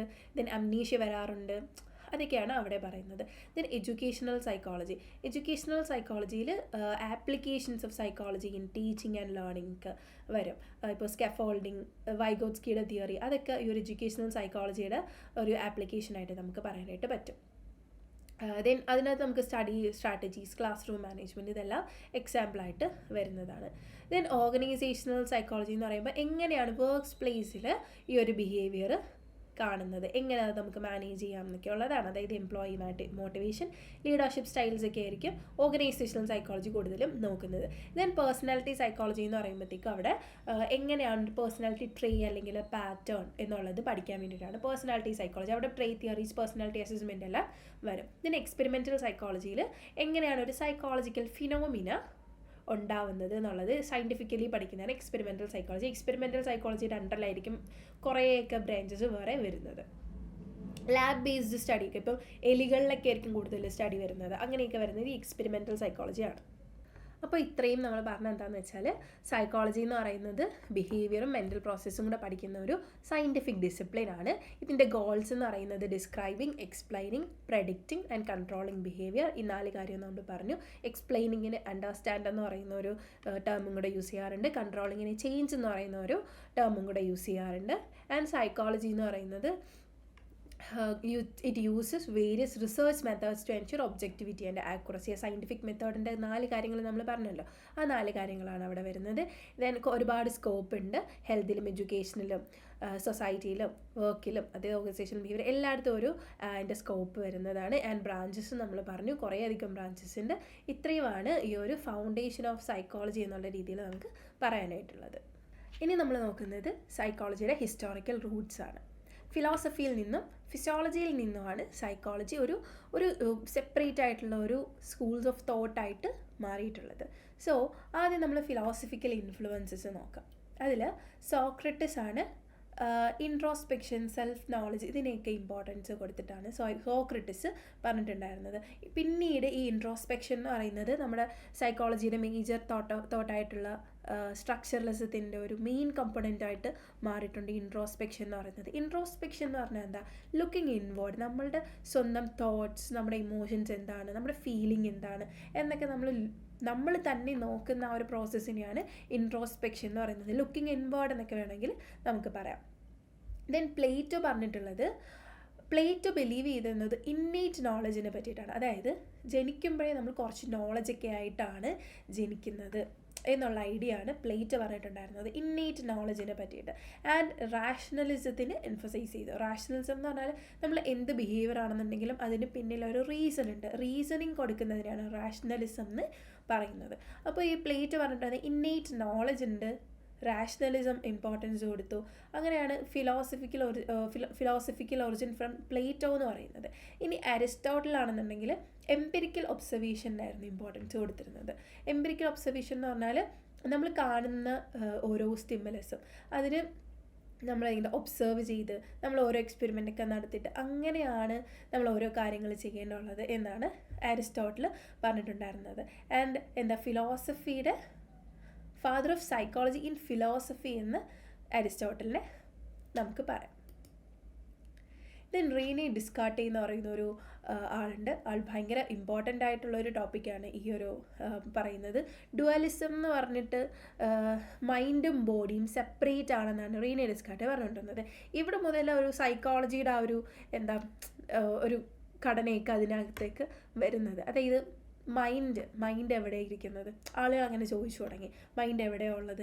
അങ്ങനെ വന്നപ്പോഴാണ് ഡുവലിസം എന്ന് പറഞ്ഞിട്ടൊരു കോൺസെപ്റ്റ് വന്നത്. അദ്ദേഹം പറയുന്നത് എന്താണെന്ന് വെച്ചാൽ മൈൻഡും ബോഡിയും രണ്ട് സെപ്പറേറ്റ് ആയിട്ടുള്ള രണ്ട് കാര്യങ്ങളാണ്. ആൻഡ് ഇത് രണ്ടും പീനിയൽ ഗ്ലാൻഡിലൂടെയാണ് ഇൻട്രാക്ട് ചെയ്യുന്നത് എന്നൊക്കെ റീന ഡിസ്കാർട്ടെ പറഞ്ഞിട്ടുണ്ടായിരുന്നു. മുമ്പ് പറഞ്ഞു വെച്ചാൽ മൈൻഡും ബോഡിയും ഒന്ന് തന്നെയാണ് എന്നൊക്കെയുള്ളൊരു ഐഡിയ ഉണ്ടായിരുന്നു. പക്ഷേ ഡിസ്കാർട്ട് വന്നിട്ടാണ് പറഞ്ഞത് അല്ല, മൈൻഡും ബോഡിയും സെപ്പറേറ്റ് ആണ്. മൈൻഡ് എന്ന് പറയുന്നത് ഒരു ഇമ്മെറ്റീരിയൽ ആയിട്ടുള്ളൊരു തിങ്ങാണ്, അതും സോളുമായിട്ട് ബന്ധമൊന്നുമില്ല. സോൾ ഇരിക്കുന്നത് പീനിയൽ ഗ്ലാൻഡിലാണ് ആൻഡ് ഈ മൈൻഡും ബോഡി ഇൻട്രാക്ട് ചെയ്യുന്നത് ഈ സോളിലൂടെയാണ്. സോൾ ഇരിക്കുന്നത് പീനിയൽ ഗ്ലാൻഡിലാണെന്നൊക്കെ റീനെ ഡിസ്കാർട്ടെ പറഞ്ഞു. ആൻഡ് അദ്ദേഹം റിഫ്ലെക്സ് തിയറി ഓഫ് ബിഹേവിയറിനെ പറ്റി പറഞ്ഞു. ഈ റിഫ്ലെക്സ് തിയറി എന്നൊക്കെ കേൾക്കുമ്പോൾ വലിയ തിയറി ആയിട്ട് തോന്നും, പക്ഷെ ഒന്നുമില്ല. നമ്മൾ റിഫ്ലെക്സ് ആർക്ക് പറയാറില്ലേ, അതായത് നമ്മളൊരു ചൂട് പെട്ടെന്ന് തൊടുമ്പോഴത്തേക്ക് നമ്മൾ കൈ പെട്ടെന്ന് വലിച്ചു മാറ്റും. ആ ഒരു റിഫ്ലെക്സ് ആർക്ക് നമ്മൾ പറയാറില്ലേ, അത് തന്നെയാണ് ഈ റിഫ്ലെക്സ് തിയറി ഓഫ് ബിഹേവിയറിലും പറയുന്നത്. ഇങ്ങനെയാണ് ഒരു ബിഹേവിയർ സംഭവിക്കുന്നത്, ഒരു ഇൻവോളണ്ടറി ആയിട്ടുള്ളൊരു ബിഹേവിയർ ആണ് എല്ലാം എന്നാണ് റീനെ ഡിസ്കാർട്ടെ പറഞ്ഞു വെച്ചത്. ആൻഡ് ജോൺ ലോക്ക് പറഞ്ഞത് എന്താണെന്ന് വെച്ചാൽ ഈ റീനെ ഡിസ്കാർട്ടെ പറഞ്ഞതിൻ്റെ നേരെ ഓപ്പോസിറ്റ് ആയിട്ടുള്ള കാര്യമാണ് ജോൺ ലോക്ക് പറഞ്ഞത്. ജോൺ ലോക്ക് പറഞ്ഞത് നമ്മൾ ജനിക്കുന്ന സമയത്ത് നമ്മളൊരു ബ്ലാങ്ക് സ്ലേറ്റ് പോലെയാണ് ജനിക്കുന്നത്. അതിനെയാണ് ടാബുല റാസ എന്ന് പറയുന്നത്, ബ്ലാങ്ക് സ്ലേറ്റ്. അതായത് നമുക്ക് ഇന്നേറ്റ് ആയിട്ടുള്ള ഒരു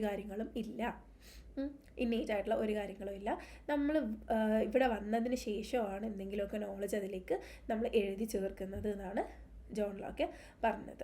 എംപെരിസിസം കൊണ്ട് അദ്ദേഹം ഉദ്ദേശിക്കുന്നത് സെൻസറി എക്സ്പീരിയൻസിലൂടെയാണ് നോളജ് വരുന്നത്. നമ്മൾ തൊട്ട് മുന്നേ പറഞ്ഞില്ലേ, അരിസ്റ്റോട്ടിൽ പറഞ്ഞ പോലെ എംപെരിക്കൽ ഒരു സംഭവമാണ് ജോൺ ലോക്കും പറയുന്നത്. എംപെരിക്കൽ എവിഡൻസിലൂടെ സെൻസറി എക്സ്പീരിയൻസിലൂടെയാണ് നമുക്ക് നോളജ് കിട്ടുന്നതെന്ന് ജോൺ ലോക്ക് പറഞ്ഞത്. ആൻഡ് അദ്ദേഹത്തിൻ്റെ മെയിൻ ആയിട്ടുള്ള ഒരു കോൺസെപ്റ്റാണ് ടാബുല റാസ എന്ന് പറയുന്നത്. എന്ന് വെച്ചാൽ നമ്മൾ ജനിക്കുന്ന സമയത്ത് നമ്മളൊരു ബ്ലാങ്ക് സ്ലേറ്റ് പോലെയാണ് ജനിക്കുന്നത്. എന്ത് നമ്മളുടെ ബിഹേവിയറിലോ എന്ത് നമ്മുടെ മൈൻഡിലുള്ള എല്ലാം പിന്നീട് എഴുതി ചേർക്കുന്നതാണെന്നാണ് പറയുന്നത്. ഇനി ഇമ്മാനുവൽ കണ്ട് എന്താ പറയുന്നത് വെച്ചാൽ റാഷണലിസവും എംപെരിസിസത്തിനെയും കൂടെ ഒരുമിച്ച് കമ്പൈൻ ചെയ്തു. ആൻഡ് എക്സ്പീരിയൻസിനെ ഓർഗനൈസ് ചെയ്യുന്നതിൽ മൈൻഡിന് ഒരു ആക്റ്റീവായിട്ടുള്ള റോളുണ്ട് എന്നൊക്കെ പറഞ്ഞ ആളാണ് ഇമ്മാനുവൽ കണ്ട്. ഇനി ഫിസിയോളജിക്കൽ ഇൻഫ്ലുവൻസ് നോക്കുകയാണെന്നുണ്ടെങ്കിൽ ഹെർമാൻ വോൺ ഹെൽമോൾസ് ആണ് ഫസ്റ്റ് വരുന്നത്. അദ്ദേഹം നെർവ് ഇമ്പൾസിനെ മെഷർ ചെയ്തു. സൈക്കോളജിയും ഫിസിയോളജിയും തമ്മിൽ ആ ഒരു ഗ്യാപ്പിന് ബ്രിഡ്ജ് ചെയ്തത് ഹെർമാൻ വോൺ ഹെൽമോൾസ് ആണ്. ദെൻ ചാൾസ് ഡാർവിൻ, നമുക്ക് എല്ലാവർക്കും അറിയാം, നമ്മുടെ ഡാർവിൻ്റെ പരിണാമമൊക്കെ നമ്മൾ പഠിച്ചിട്ടുള്ളതാണ്. അപ്പോൾ നാച്ചുറൽ സെലക്ഷനിലൂടെ എവല്യൂഷൻ എങ്ങനെയാണ് നടക്കുന്നത്. Influence psychology's emphasis on adaptation and individual differences. ഇപ്പോൾ ഇൻ്റലിജൻസിനാണെന്നുണ്ടെങ്കിൽ നമ്മൾ ഇൻഡിവിജ്വൽ ഡിഫറൻസ് വരുന്നുണ്ടല്ലോ.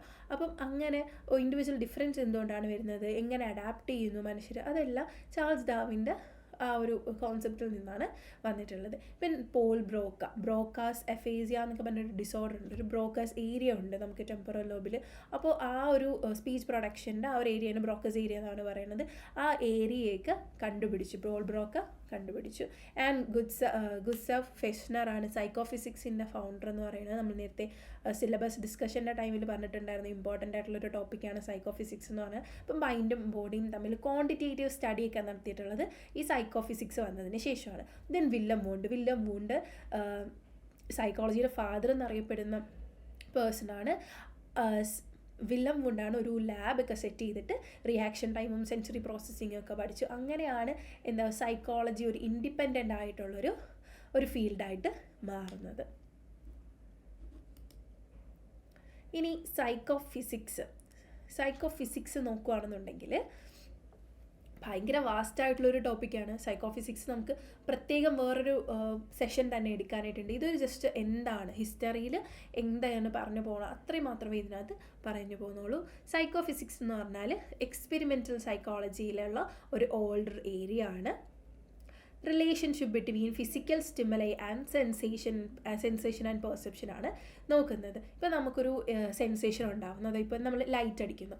ഈ ലൈറ്റ് അടിക്കുമ്പോൾ അത് നമുക്ക് ഫിസിക്കൽ സ്റ്റിമുലൈ കിട്ടി.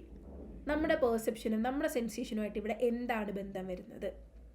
അല്ലെങ്കിൽ നമുക്കൊരു സൗണ്ട് കേട്ടു, അതൊരു ഫിസിക്കൽ സ്റ്റിമുലൈ ആണ്. എങ്ങനെ നമ്മളത് പെർസീവ് ചെയ്യുന്നു എന്നൊക്കെയുള്ളൊരു ക്വാണ്ടിറ്റേറ്റീവ് സ്റ്റഡിയാണ് സൈക്കോ ഫിസിക്സിൽ വരുന്നത്. ഇനി ഗുസ്താവ് ഫെഷ്നർ ആണ് ഫൗണ്ടർ ഓഫ് സൈക്കോ ഫിസിക്സ് എന്ന് പറയുന്നത്. അദ്ദേഹം പബ്ലിഷ് ചെയ്ത ബുക്കാണ് എലമെൻറ്റ്സ് ഓഫ് സൈക്കോ ഫിസിക്സ് എന്ന് പറയുന്നത് ഇൻ 1860. ഇതൊക്കെ ഒന്ന് നോട്ട് ചെയ്ത് വെച്ചിരിക്കണം. കാരണം ചിലപ്പോൾ ഈ ഒരു ഡേറ്റും കാര്യങ്ങളൊക്കെ ചോദിച്ചുകൊണ്ട് ഇയറൊക്കെ കാണിച്ചുകൊണ്ട് ക്വസ്റ്റ്യൻസ് വരാറുണ്ട്. ഇനി വെബേഴ്സ് ലോ ഒക്കെ ഭയങ്കര ഇമ്പോർട്ടൻ്റ് ആയിട്ട് പഠിക്കേണ്ടതാണ്. അതിന് known for foundational studies on sensory thresholds and the formulation of Weber's law. അദ്ദേഹം ഭയങ്കര സൈക്കോ ഫിസിക്സിലെ ഒരു പ്രൊമിനൻ്റ് ആയിട്ടുള്ള ഒരു പേഴ്സൺ തന്നെയാണ് ഏൺസ്റ്റ് വെബർ എന്ന് പറയുന്നത്. ഇനി സൈക്കോ ഫിസിക്സ് നമുക്ക് പഠിച്ച് തുടങ്ങണമെന്നുണ്ടെങ്കിൽ കുറച്ച് വേർഡ്സ് ടേംസ് നമ്മൾ മനസ്സിലാക്കിയിരിക്കണം. അതിനകത്തുള്ള കീ കോൺസെപ്റ്റ്സ് ആണ് സ്റ്റിമുലസ്, സെൻസേഷൻ, പെർസെപ്ഷൻ. സിമ്പിളായിട്ട് പറയാന്നുണ്ടെങ്കിൽ നമുക്ക് സ്റ്റിമുലസ് എന്ന് പറയുന്നത് നമുക്ക് എന്ത് സെൻസറി ഇൻഫർമേഷൻ കിട്ടുന്നോ, നമുക്കൊരു റെസ്പോൺസ് എവോക്ക് ചെയ്യുന്ന രീതിയിൽ എന്തൊക്കെ സെൻസറി എക്സ്പീരിയൻസ് കിട്ടുന്നു അതിനെല്ലാം നമുക്ക് സ്റ്റിമുലസ് എന്ന് പറയും. ഇപ്പം നമ്മുടെ കയ്യിലാരെങ്കിലും പിച്ചി, അതെന്താ ഒരു സെൻസറി എക്സ്പീരിയൻസ് ആണ്. അതാണ് ഒരു പിച്ചുന്നതിനാണ് നമ്മൾ സ്റ്റിമുലസ് എന്ന് പറയുക. ഇപ്പം കറണ്ട് അടിച്ചു, അതൊരു സ്റ്റിമുലസ് ആണ്. നമ്മൾ നടന്നപ്പോഴത്തേക്കും എന്തെങ്കിലും നടക്കുന്നു അതൊരു എല്ലാം ഒരു സെൻസറി എക്സ്പീരിയൻസ് ആണ്. നമ്മൾ നടക്കുമ്പോൾ നമ്മളെ ടച്ച് ചെയ്യുന്നത് ഒരു സെൻസറി എക്സ്പീരിയൻസ് ആണ്. അങ്ങനെ എന്തൊക്കെ ഈ ഒരു സെൻസറി റിസെപ്റ്റേഴ്സ് വഴി ഇങ്ങനെ ഇൻഫർമേഷൻ കിട്ടുന്നുണ്ടോ ഇതിനെല്ലാം നമുക്ക് സ്റ്റിമുലസ് എന്ന് പറയാനായിട്ട് പറ്റും. Any external factor that activates sensory റിസെപ്റ്ററിനെ ആക്ടിവേറ്റ് ചെയ്യുന്ന എന്തൊക്കെ എക്സ്റ്റേണൽ ഫാക്ടേഴ്സ് ഉണ്ടോ അതിനെ നമുക്ക് സ്റ്റിമുലസ് എന്ന് പറയാനായിട്ട് പറ്റും. ഇനി സെൻസേഷൻ എന്ന് പറഞ്ഞാൽ നമ്മൾ കയ്യിൽ ആരെങ്കിലും തൊടുന്ന സമയത്ത് നമുക്കത് മനസ്സിലാവുന്നുണ്ടല്ലേ, നമ്മൾ തൊട്ടു എന്നുള്ള ആ ഒരു കാര്യം നമ്മൾ മനസ്സിലാക്കുന്നു, ഡിറ്റക്റ്റ് ചെയ്യുന്നതിനെയാണ്, ആ പ്രോസസ്സിനെയാണ് സെൻസേഷൻ എന്ന് പറയുന്നത്. അപ്പം നമ്മൾ ചിലപ്പോൾ നമ്മൾ പറയത്തില്ലേ മരവിച്ചിരിക്കുക എന്നൊക്കെ പറയത്തില്ല, ഇത് തൊടുന്നതൊന്നും അറിയാൻ പറ്റാതെ മരവിച്ചിരിക്കുന്ന ഒരവസ്ഥയിൽ, അപ്പോൾ അവിടെ സെൻസേഷൻ ഇല്ല. ഓക്കെ, അപ്പം സെൻസേഷൻ എന്ന് പറഞ്ഞാൽ ആ ഒരു സ്റ്റിമുലസ് വന്നു അത് നമുക്ക് ഡിറ്റക്റ്റ് ചെയ്യാൻ പറ്റുന്നുണ്ടെങ്കിൽ നമ്മൾ സെൻസേഷൻ എന്ന് പറയും. ഇനി പെർസെപ്ഷൻ എന്ന് പറഞ്ഞാൽ സെൻസേഷൻ പ്ലസ് മീനിങ്, അതായത് തൊട്ടു എന്നുള്ളത് ആരോ നമ്മൾ തൊട്ടു എന്നുള്ളത് നമ്മൾ മനസ്സിലാക്കി നമ്മൾ ഇൻ്റർപ്രറ്റ് ചെയ്യുന്നു, അതിനെയാണ് പെർസെപ്ഷൻ എന്ന് പറയുന്നത്. The interpretation and conscious experience of sensation. വെറുതെ ഒരാൾ ഇങ്ങനെ തൊടുന്നു, അപ്പം നമുക്ക് തൊടുന്നത് അറിയുന്നുണ്ട്, പക്ഷേ ഏതാണെന്നൊന്നും മനസ്സിലാവുന്നില്ല എന്നുണ്ടെങ്കിൽ അവിടെ പെർസെപ്ഷൻ ഇല്ല, അവിടെ ഇൻ്റർപ്രട്ടേഷൻ ഇല്ല. അപ്പം സ്റ്റിമുലസ് വരുന്നു, സെൻസ് ചെയ്യുന്നു, സെൻസേഷൻ ഉണ്ടാകുന്നു, ആൻഡ് അതിനൊരു മീനിങ് കൊടുക്കുന്നു, അതാണ് പെർസെപ്ഷൻ. ഈ 3 വേർഡുകളിൽ നമ്മൾ പറയുന്ന സമയത്ത് സ്റ്റിമുലസ്, സെൻസേഷൻ, പെർസെപ്ഷൻ അങ്ങനെയായിരിക്കും പറഞ്ഞു പോകുക. അപ്പോൾ എന്താണ് ഈ വേർഡ് എന്നുള്ളത് മനസ്സിലാക്കി വെക്കാം. ദെൻ അടുത്ത സ്കൂൾ ഓഫ് തോട്ടാണ് സ്ട്രക്ചറലിസം എന്ന് പറയുന്നത്. സ്ട്രക്ചറലിസം ഫൗണ്ട് ചെയ്തിട്ടുള്ളത് വില്ലം വുണ്ടാണ്. വില്ലം വുണ്ട് ഒരു ജർമ്മനിയിലെ ലെപ്സിക് എന്ന് പറഞ്ഞിട്ടൊരു സ്ഥലത്ത് ഫസ്റ്റ് സൈക്കോളജി ലാബൊക്കെ കൺസ്ട്രക്ട് ചെയ്തിട്ടുണ്ടായിരുന്നു 1879. നമ്മുടെ സൈക്കോളജിയിലെ ഏറ്റവും ഫസ്റ്റ് ലാബ് എന്ന് പറയുന്നത് ഈ ഒരു ലാബാണ്, ലെപ്സിക്കിലാണുള്ളത്, ജർമ്മനിയിലെ വില്ലം വുണ്ടാണത് എസ്റ്റാബ്ലിഷ് ചെയ്തിട്ടുള്ളത്. ആൻഡ് ഈ ഒരു സ്ട്രക്ചറലിസം എന്ന് പറയുന്ന ഈ ഒരു സ്കൂള് പിന്നെ ഫർദർ ഡെവലപ്പ് ചെയ്തത് വില്ലം വുണ്ടിൻ്റെ ശിഷ്യനായിട്ടുള്ള എഡ്വേർഡ് ടെഷ്നറാണ്. കൂടുതലും സ്ട്രക്ചറലിസത്തിൻ്റെ മിക്ക കാര്യങ്ങളും ടെഷ്നറാണ് കൊണ്ടുവന്നിട്ടുള്ള രീതിയിലാണ് പറയുന്നത്. കോർ ഐഡിയാസ് എന്ന് പറയുന്നത് കോൺഷ്യസ്നെസ്സിൻ്റെ ബേസിക് എലമെൻറ്റ്സിനെ അനലൈസ് ചെയ്യുന്നതാണ് സ്ട്രക്ചറലിസത്തിൻ്റെ ഗോൾ. ഈ സ്ട്രക്ചറലിസം എന്ന് പറഞ്ഞ പേര് വന്നത് പോലും സ്ട്രക്ചറാണ് നോക്കുന്നത്, കോൺഷ്യസ്നെസ് സ്ട്രക്ചർ. നമുക്ക് അതായത് വില്ലം വുണ്ട് പറയുന്നത് നമുക്ക് എന്തൊരു എക്സ്പീരിയൻസ് ഉണ്ടെങ്കിൽ അതിന് നമുക്ക് മുറിച്ച് നോക്കാനായിട്ട് പറ്റും എന്നാണ് വില്ലം വുണ്ട് ആ ഒരു ഐഡിയ പറയുന്നത്. ഇതിപ്പോൾ നമുക്കൊരു ഇമോഷൻ ഉണ്ടായി, അപ്പോൾ നമ്മളതിനെ എന്തുകൊണ്ട് ഇമോഷൻ ഉണ്ടായി, അതെന്താണ്, അങ്ങനെ മുറിച്ച് നമുക്ക് നോക്കാനായിട്ട് പറ്റുന്നതാണ് സ്ട്രക്ചറലിസം എന്നുള്ള ഐഡിയ കൊണ്ട് പറയുന്നത്. ഇൻട്രോസ്പെക്ഷൻ വഴി നമ്മൾ നേരത്തെ പറഞ്ഞു, ഇൻട്രോസ്പെക്ഷൻ ഫിലോസഫിക്കൽ ഒറിജിനിൽ നിന്ന് വന്നിട്ടുള്ളതാണ്. ആൻഡ് ഇൻട്രോസ്പെക്ഷൻ ആണ് ഇവിടെ യൂസ് ചെയ്തിട്ടുള്ള മെത്തേഡ് എന്ന് പറയുന്നത്. Examining one's own conscious experience in a controlled setting. ഒരു കൺട്രോൾഡ് സെറ്റിംഗ്, നമ്മൾ വെറുതെ ഇരുന്ന് ഇങ്ങനെ ആലോചിക്കുന്നതിനല്ല, കൺട്രോൾഡ് സെറ്റിങ്ങിൽ ഒരു സൈക്കോളജിസ്റ്റിൻ്റെ അണ്ടറിൽ ഒരു കോൺഷ്യസ് എക്സ്പീരിയൻസിനെ നമ്മൾ എക്സാമിൻ ചെയ്യുന്നതിനെയാണ് ഇൻട്രോസ്പെക്ഷൻ എന്ന് പറയുന്നത്. ഇനി എന്താണ് സ്ട്രക്ചറലിസത്തിൻ്റെ കോൺട്രിബ്യൂഷൻ എന്ന് പറഞ്ഞാൽ, ഒരു സൈക്കോളജീനെ സയൻറ്റിഫിക് ഡിസിപ്ലിനാക്കി മാറ്റാനായിട്ടുള്ള ഫസ്റ്റ് അറ്റംപ്റ്റ് നടത്തിയിട്ടുള്ള സ്ട്രക്ചറലിസമാണ്. സൈക്കോഫിസിക്സ് സയൻസിൻ്റെ ഒരു ഇതിലേക്ക് വരുമെങ്കിലും ഈ സൈക്കോഫിസിക്സ് ഫുള്ളി എസ്റ്റാബ്ലിഷ്ഡ് ആയത് സ്ട്രക്ചറലിസത്തിന് ശേഷമാണ്. പക്ഷേ ഇയർ വൈസ് നോക്കുകയാണെന്നുണ്ടെങ്കിൽ സൈക്കോഫിസിക്സ് ആണ് ആദ്യം ഉണ്ടായിട്ടുള്ളത്. അപ്പോൾ പക്ഷെ സയൻറ്റിഫിക് ഡിസിപ്ലിനായിട്ട് മാറ്റാനായിട്ടുള്ള കാരണം, ലാബൊക്കെ കൺസ്ട്രക്ട് ചെയ്ത് മാറ്റാനുള്ള കാരണം വില്യം വുഡ് തന്നെയാണ്, സ്ട്രക്ചറലിസം കൊണ്ടുവന്നിട്ടാണ്. So first attempt to make psychology scientific discipline എന്ന് പറയുന്നത് സ്ട്രക്ചറലിസം തന്നെയാണ്. സൈക്കോഫിസിക്സ് അവിടെ വരില്ല. എക്സ്പെരിമെൻ്റൽ സൈക്കോളജിയുടെ ഒരു ഗ്രൗണ്ട് വർക്ക് എന്ന് പറയുന്നത് സ്ട്രക്ചറലിസത്തിലാണ് ഉണ്ടായിട്ടുള്ളത്. ആൻഡ് പക്ഷേ ഇതിൻ്റെ ലിമിറ്റേഷൻസ് എന്ന് പറയുന്നത് സബ്ജക്റ്റീവായിട്ടുള്ള ഒരു കാര്യമായതുകൊണ്ട് തന്നെ നമുക്ക് റിലേ ചെയ്യാനായിട്ട് പറ്റത്തില്ല. ഇപ്പം ഇൻട്രോസ്പെക്ഷൻ നടത്തുന്ന സമയത്ത് ചിലപ്പോൾ ക്ലൈൻറ്റ് അതുപോലെ നമ്മൾ പറയുന്ന അതേ ഒരു രീതിയിൽ ചിലപ്പോൾ വരണം എന്നില്ല. വേറൊരു സെറ്റിങ്ങിൽ പോകുന്ന സമയത്ത് ചിലപ്പം വേറെ കാര്യങ്ങൾ പറയാൻ അപ്പം സബ്ജക്റ്റീവായിട്ടുള്ളൊരു കാര്യമായതുകൊണ്ട് നമുക്ക് കുറേ ഭയങ്കര സയൻറ്റിഫിക് ആയിട്ട് നമുക്ക് പറയാനായിട്ട് പറ്റത്തില്ല. അതുപോലെ റിലയബിലിറ്റി ഇല്ല. റിലയബിൾ എന്ന് പറയുമ്പോൾ ഇവിടെ ടെസ്റ്റ് ചെയ്യുന്ന കാര്യങ്ങളും അടുത്ത ഒരു സെറ്റിങ്ങിൽ ടെസ്റ്റ് ചെയ്യുന്ന കാര്യങ്ങളെല്ലാം സെയിം ആയിരിക്കണം. പക്ഷേ അത് റിലയബിലിറ്റി നമുക്ക് ഉറപ്പിക്കാൻ പറ്റത്തില്ല, കാരണം സബ്ജക്റ്റീവ് ആയതുകൊണ്ട് തന്നെയാണ്. And not useful for studying children or adults. കുഞ്ഞുങ്ങളുടെയൊക്കെ ബിഹേവിയർ പഠിക്കണമെന്നുണ്ടെങ്കിൽ എങ്ങനെ ഇൻട്രോസ്പെക്ഷൻ വഴി പറ്റാം? അത് പറ്റില്ല. ആനിമൽസിൻ്റെതും ഇൻട്രോസ്പെക്ഷൻ വഴി പറ്റില്ല. അതൊക്കെ ഒരു സ്ട്രക്ചറലിസത്തിൻ്റെ ലിമിറ്റേഷനാണ്. ഇനി അടുത്ത സ്കൂൾ ഓഫ് തോട്ടാണ് ഫങ്ഷണലിസം എന്ന് പറയുന്നത്. ഫങ്ഷണലിസം ഡെവലപ്പ് ചെയ്തത് USA William James, John Devy, Harvey car, ഇവരൊക്കെയാണ് ഫങ്ഷണലിസത്തിൻ്റെ ഫൗണ്ടേഴ്സ് അല്ലെങ്കിൽ ഡെവലപ്പേഴ്സ് നമുക്ക് പറയാനായിട്ട് പറ്റുന്നത്. സ്ട്രക്ചറലിസത്തിൻ്റെ ലിമിറ്റേഷനൊക്കെ കാരണം വന്നിട്ടുള്ളതാണ് ഈ അതിൻ്റെ ഒരു റിയാക്ഷൻ കാരണമാണ് ഈ ഫങ്ഷണലിസം എന്ന് പറയുന്നൊരു സ്കൂൾ ഓഫ് തോട്ട് എമേർജ് ചെയ്തത്. ഇതിൻ്റെ കീ പ്രിൻസിപ്പിൾ എന്ന് പറയുന്നത് it focus on mental processes and their purpose in helping organisms adapt to the environment. എങ്ങനെയാണ് ഒരു എൻവയോൺമെൻറ്റിൽ ഓർഗാനിസം അഡാപ്റ്റ് ചെയ്യുന്നത്, അവിടെ എങ്ങനെയാണ് ഓരോ കാര്യങ്ങൾ പ്രോസസ്സ് ചെയ്യുന്നത് എന്നൊക്കെയുള്ളതാണ് ഫങ്ഷണലിസം പറയുന്നത്. എങ്ങനെയാണ് ആ ഒരു വേർഡിൽ നിന്ന് തന്നെ കിട്ടും, എങ്ങനെയാണ് ഒരു പേഴ്സൺ നമ്മുടെ ചുറ്റുപാടിൽ ഫങ്ഷൻ ചെയ്യുന്നത് എന്നാണ് ഫങ്ഷണലിസം പഠിച്ചിട്ടുള്ളത്. And it emphasis on behaviour in real life situations. ഇതിൻ്റെ കോൺട്രിബ്യൂഷൻസ് പറയുകയാണെന്നുണ്ടെങ്കിൽ എഡ്യൂക്കേഷന്, മെൻ്റൽ ടെസ്റ്റിങ്ങിന് ഇതിനകത്തെല്ലാം ഇൻഫ്ലുവൻസ് ചെയ്തിട്ടുണ്ട്. ഇൻഡിവിജ്വൽ ഡിഫറൻസ് സ്റ്റഡി ചെയ്യാൻ വേണ്ടിയിട്ട് പ്രൊമോട്ട് ചെയ്തിട്ടുണ്ട്. അറ്റ് എൻകറേജ്ഡ് കമ്പാരിറ്റീവ് സൈക്കോളജി, ആനിമൽസും സൈക്കോളജി, ഇപ്പോൾ ആനിമൽസ് എങ്ങനെയാണ് ഒരു സ്ഥലത്ത് ഫങ്ഷൻ ചെയ്യുന്നത്, ഹ്യൂമൻസ് എങ്ങനെയാണ്, അങ്ങനെ ഒരു കമ്പാരിറ്റീവ് സ്റ്റഡിയെല്ലാം നടന്നിട്ടുണ്ട്. അപ്പോൾ ഫങ്ഷണലിസത്തിനെ പറ്റി പറയാന്നുണ്ടെങ്കിൽ എങ്ങനെയാണ് ഒരു ഹ്യൂമൻ ഒരു സ്ഥലത്ത് ഫങ്ഷൻ ചെയ്യുന്നത് എന്നുള്ളതാണ് കൂടുതലും അതിനകത്ത് എംഫസൈസ് ചെയ്യുന്നത്. ഇനി ജസ്റ്റോൾ സൈക്കോളജി അത് ഇമ്പോർട്ടൻ്റ് ആയിട്ടുള്ളൊരു ടോപ്പിക്കാണ്. നിങ്ങൾക്ക് ഇതിന് ശേഷം വീണ്ടും കുറേ പഠിക്കാനായിട്ട് ഉള്ളതുമാണ്. ഇപ്പം ഫൗണ്ടേഴ്സ് എന്ന് പറയുന്നത് Max Wertheimer, Wolfgang Kohler and Kurt Koffka. ഈ 3 പേരും പഠിച്ചു വെക്കുക. ചിലപ്പോൾ PYQനൊക്കെ നല്ല വരാൻ ചാൻസ് ഉള്ള ഒരു ക്വസ്റ്റ്യൻ തന്നെയാണ്. ആൻഡ് ഇതിൻ്റെ പ്രിൻസിപ്പിൾസ് എന്ന് പറയുന്നത് ഇതൊരു ഹോളിസ്റ്റിക് നേച്ചറാണ്. ഇപ്പോൾ ഈ ഒരു ഫിഗർ കാണുവാണെങ്കിൽ തന്നെ ഇതിനകത്ത് കുറച്ച് സർക്കിൾ, മറ്റേ കേക്ക് മുറിച്ച പോലെ സർക്കിൾ 3 എണ്ണം ഉണ്ട്, പിന്നെ 3 ആംഗിൾസ് ഉണ്ട്, അങ്ങനെയാണ് കാണുന്നത്. പക്ഷേ നമ്മൾ എന്താ പെർസീവ് ചെയ്യുന്നത്? അതായത് പെർസെപ്ഷൻ എന്ന് പറഞ്ഞില്ല, നമ്മൾ ഈ ഒരു സ്റ്റിമുലസ് കിട്ടി, നമ്മൾ എന്താ പെർസീവ് ചെയ്യുന്നത്? 2 ട്രയാങ്കിൾ പോലെ നമുക്ക് ഫീൽ ചെയ്യുന്നില്ലേ? 2 ട്രയാങ്കിൾ കൂടുതൽ പേരും അങ്ങനെ ആയിരിക്കില്ലേ പെർസീവ് ചെയ്യുന്നത്? ഇതാണ് ഹോളിസ്റ്റിക് അപ്രോച്ചായിട്ട് ജസ്റ്റോൾ സൈക്കോളജി പറയുന്നത്. അതായത് നമ്മൾ കുറേ പാട്ടുകൾ കണ്ടാലും നമ്മളൊരു ഹോൾ പാർട്ടായിട്ടായിരിക്കും നമ്മൾ കാണുന്നത്. ഒരു ഹോളിസ്റ്റിക് നേച്ചറാണ് അവിടെ കാണുന്നത്. ജസ്റ്റോൾ സൈക്കോളജിസ്റ്റുകൾ കൊണ്ടുവന്നിട്ടുള്ള ഒരു മേജറായിട്ടുള്ളൊരു പ്രിൻസിപ്പിളാണ് the whole is different from the sum of its parts എന്ന് പറയുന്നത്. അതും ഈ പറഞ്ഞ എക്സാമ്പിളിൽ തന്നെ നമുക്ക് പറയാൻ പറ്റും. ഇതിൻ്റെ കുറച്ച് പാർട്സ് ആണല്ലേ നമുക്ക് കാണുന്നത്, പക്ഷെ ഒരു ഹോൾ എന്ന് പറയുന്നത് ഡിഫറെൻ്റ് ആണ്. ഇതാണ് ജസ്റ്റോൾ സൈക്കോളജിയുടെ മെയിൻ ആയിട്ടുള്ള ഒരു ഒരു എംബ്ലം അല്ലെങ്കിൽ ഒരു സ്ലോഗൻ എന്നൊക്കെ നമുക്ക് പറയാനായിട്ട് വരുന്നത്. Whole is different from the sum of its parts. Gestalt psychology എങ്ങനെ നമ്മുടെ സൈക്കോളജി അല്ലെങ്കിൽ റിയൽ ലൈഫ് സിനാരിയോസിലൊക്കെ അപ്ലൈ ചെയ്യുകയെന്ന് വെച്ചാൽ കുറേ വിഷ്വൽ ഡിസൈൻസ്, ഈ മാർക്കറ്റിംഗ് ടീംസൊക്കെ കൂടുതലും ജസ്റ്റോൾ സൈക്കോളജിയുടെ കുറേ പ്രിൻസിപ്പിൾസ് യൂസ് ചെയ്യാറുണ്ട്. കൊഗ്നിറ്റീവ് സൈക്കോളജിനെ ഇൻഫ്ലുവൻസ് ചെയ്തിട്ടുണ്ട്. അങ്ങനെയാണ് ജസ്റ്റോൾ സൈക്കോളജിയുടെ ഒരു ഇമ്പോർട്ടൻസ് വരുന്നത്. ആൻഡ് ഭയങ്കര ഇമ്പോർട്ടൻ്റ് ആയിട്ടുള്ളൊരു ടോപ്പിക്കാണ്. അത് നമുക്ക് ഒരു സ്കൂൾ ഓഫ് തോട്ടായിട്ട് അടുത്ത് നമുക്ക് പഠിക്കാനായിട്ട് ഉണ്ട്. പെർസെപ്ഷനിലും ഈ കാര്യങ്ങൾ വീണ്ടും ഒന്നും കൂടി ഡിസ്കസ് ചെയ്യുന്നതായിരിക്കും. നെക്സ്റ്റ് അടുത്ത ഒരു സ്കൂൾ ഓഫ് തോട്ടാണ് സൈക്കോ അനാലിസിസ്. എല്ലാവർക്കും കുറേ അറിയാവുന്ന ഒരു പ്രൊമിനൻ്റ് ആയിട്ടുള്ളൊരു പേഴ്സണാണ് സിഗ്മണ്ട് ഫ്രോയിഡ് എന്ന് പറയുന്നത്. സിഗ്മണ്ട് ഫ്രോയിഡാണ് സൈക്കോ അനാലിസിസ് ഡെവലപ്പ് ചെയ്തിട്ടുള്ളത്.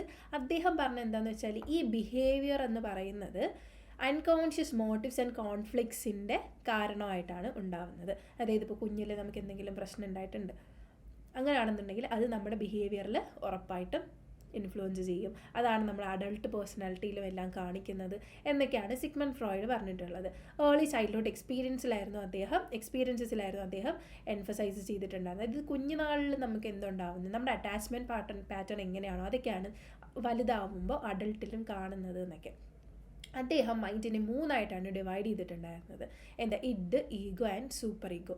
ഇഡ് എന്ന് പറയുന്നത് ഒരു പ്ലഷർ പ്രിൻസിപ്പിളാണ്. അതായത് ഇപ്പം റോഡിലൂടെ നടക്കുമ്പോഴത്തേക്കും പഫ്സ് ഇരിക്കുന്നു, അത് വേണം, അതാണ് പ്ലഷർ പ്രിൻസിപ്പിളിലൂടെയാണ് അത് പോണത്. അപ്പോൾ ഓടി ചെന്നിട്ട് എടുത്ത് കഴിക്കുകയാണെന്നുണ്ടെങ്കിൽ അവിടെ ഇഡാണ് ആക്റ്റീവ് ആയത്. പക്ഷേ നമ്മൾ ഓടിപ്പോയി കഴിക്കുമോ, നമ്മൾ പൈസ ഉണ്ടോ എന്ന് നോക്കും, വൃത്തി ഉണ്ടോ എന്ന് നോക്കും, എന്നിട്ടൊക്കെ നമ്മൾ കടയിൽ കയറിയിട്ട് കഴിക്കുള്ളൂ. അപ്പോൾ ഈഗോ അവിടെ വരും. അതായത് ഈഗോ അപ്പോൾ ആലോചിക്കും, ഇല്ല എൻ്റെ കയ്യിൽ പൈസ ഉണ്ടെങ്കിൽ എനിക്ക് സാധനം മേടിക്കാൻ പറ്റും, അല്ലെങ്കിൽ അത് മോശമായി പോകും. അതാണ് റിയാലിറ്റി പ്രിൻസിപ്പിൾ. നമ്മുടെ പേഴ്സണാലിറ്റിയിൽ ഇഡും ഈഗോയും സൂപ്പർ ഈഗോയും എല്ലാം ഉണ്ട്.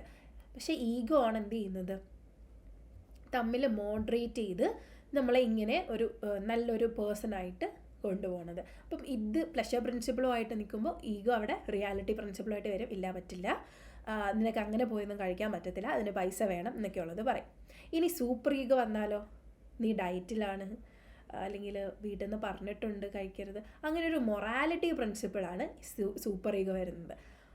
ഈഗോയുടെ ജോലി എന്താണെന്ന് വെച്ചാൽ ഈ ഇഡിൻ്റെയും സൂപ്പർ ഈഗോയുടെയും രണ്ടിൻ്റെയും കൂടെ മോഡറേറ്റ് ചെയ്തിട്ടായിരിക്കും ഈഗോ പ്രവർത്തിക്കുന്നത്. അങ്ങനെയാണ് മൈൻഡ് 3ആയിട്ട് ഡിവൈഡ് ചെയ്തിട്ടുണ്ടെന്ന് പറയുന്നത്. ഇനി അദ്ദേഹം കൊണ്ടുവന്നിട്ടുള്ള കുറച്ച് ടെക്നിക്സാണ് free association, dream analysis, hypnosis എന്നൊക്കെ പറയുന്നത്. അപ്പോൾ ഫ്രീ അസോസിയേഷൻ എന്ന് പറയാന്നുണ്ടെങ്കിൽ ഒരു കൗച്ചിൽ ഇങ്ങനെ ആളെ കിടത്തിയിട്ട് എന്തൊക്കെയാണോ മനസ്സിൽ വരുന്നത് അതൊക്കെ ഇങ്ങനെ പറഞ്ഞ് ഒരു അതൊരു തെറാപ്പിയാണ്. ഇങ്ങനെ പറഞ്ഞിട്ട് എന്താണ് ആളുടെ പ്രോബ്ലം എന്നുള്ളത് കണ്ടുപിടിച്ച് എന്താണ് ഇന്നർ കോൺഫ്ലിക്റ്റുകൾ എന്തെങ്കിലും ഉണ്ടോ എന്നൊക്കെ മനസ്സിലാക്കി എടുക്കുന്നതാണ്. ആ ഒരു ടെക്നിക്കാണ് ഫ്രീ അസോസിയേഷൻ. ഡ്രീം അനാലിസിസ് എന്ന് പറയുന്നത് നമ്മൾ കണ്ട ഡ്രീമിനെ എന്താണ് എന്നൊക്കെയുള്ളൊരു അർത്ഥം കൊടുത്തൊക്കെ പറയുന്നത്. ഇതാണ് നമ്മളിപ്പം നാട്ടിൽ ഇങ്ങനെ സ്വപ്നം കാണുമെന്നുണ്ടെങ്കിൽ ഇങ്ങനെ പാമ്പിനെ കണ്ടാൽ ദോഷമാണ് അങ്ങനെയൊക്കെ പറയുന്നത് കേട്ടിട്ടില്ലേ. അപ്പോൾ ആ ഒരു ഡ്രീം അനാലിസിസിന് പണ്ട് പറഞ്ഞിട്ടുള്ള സംഭവങ്ങൾ ഇങ്ങനെ മാറ്റിയും തിരിച്ചൊക്കെ വന്നിട്ടുള്ളതാണ് ഇങ്ങനെ. അപ്പോൾ ഡ്രീം അനാലിസിസ് സിഗ്മണ്ട് ഫ്രോയിഡ് കൊണ്ടുവന്നിട്ടുള്ളതാണ്. അവിടെ മാനിഫെസ്റ്റ്, ലേറ്റന്റ് ഡ്രീംസ് ഒക്കെ ഉണ്ട്.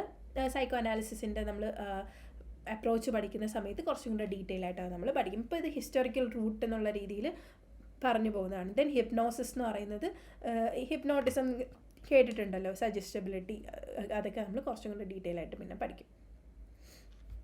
ദെൻ സൈക്കോ അനാലിസിസിലേക്ക് വരുമ്പോഴത്തേക്കും ടോക്ക് തെറാപ്പി എന്ന് പറഞ്ഞിട്ട് അത് ഇൻട്രൊഡ്യൂസ് ചെയ്തിട്ടുള്ളത് സിഗ്മണ്ട് ഫ്രോയിഡാണ്. ആർട്ട്, ലിറ്ററേച്ചർ എല്ലാത്തിനകത്തും ഇൻഫ്ലുവൻസ് ചെയ്തിട്ടുണ്ട്. ഇപ്പോഴും ഇംഗ്ലീഷ് ലിറ്ററേച്ചർ എടുക്കുന്ന കുട്ടികൾ ഈഡിപ്പസ് കോംപ്ലക്സ് ഒക്കെ പഠിക്കാറുണ്ട്. അപ്പം ഈഡിപ്പസ് കോംപ്ലക്സ് എന്താണ്, ഇലക്ട്ര കോംപ്ലക്സ് എന്താണെന്നൊക്കെ നമ്മളൊക്കെ അറിഞ്ഞിരിക്കണം. ദെൻ ക്രിറ്റിസിസം ആയിട്ട് പറയാമെന്നുണ്ടെങ്കിൽ ഇതിനൊരു സയൻറ്റിഫിക് ബേസിസ് ഭയങ്കര കുറവായിരുന്നു സൈക്കോ അനാലിസിസിന്.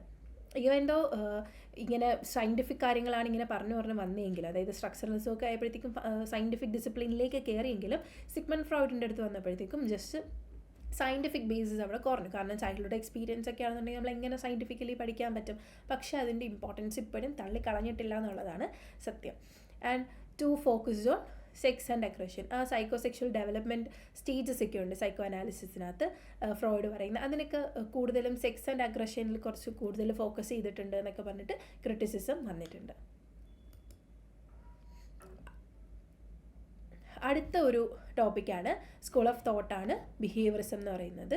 ബിഹേവിയറിസം കൊണ്ടുവന്നിട്ടുള്ളത് John B Watson, Ivan Pavlov, B F Skinner, Edwin തോഡക്. ഇതിനകത്ത് ബിഹേവിയറിസം ഇന്ന ആളാണ് കൊണ്ടുവന്നതെന്ന് പറയാനില്ല, കുറേ ആളുകൾ ബിഹേവിയറിസത്തിൻ്റെ ആ ഒരു പ്രിൻസിപ്പിൾ കൊണ്ടുവന്നിട്ടുണ്ടായിരുന്നു.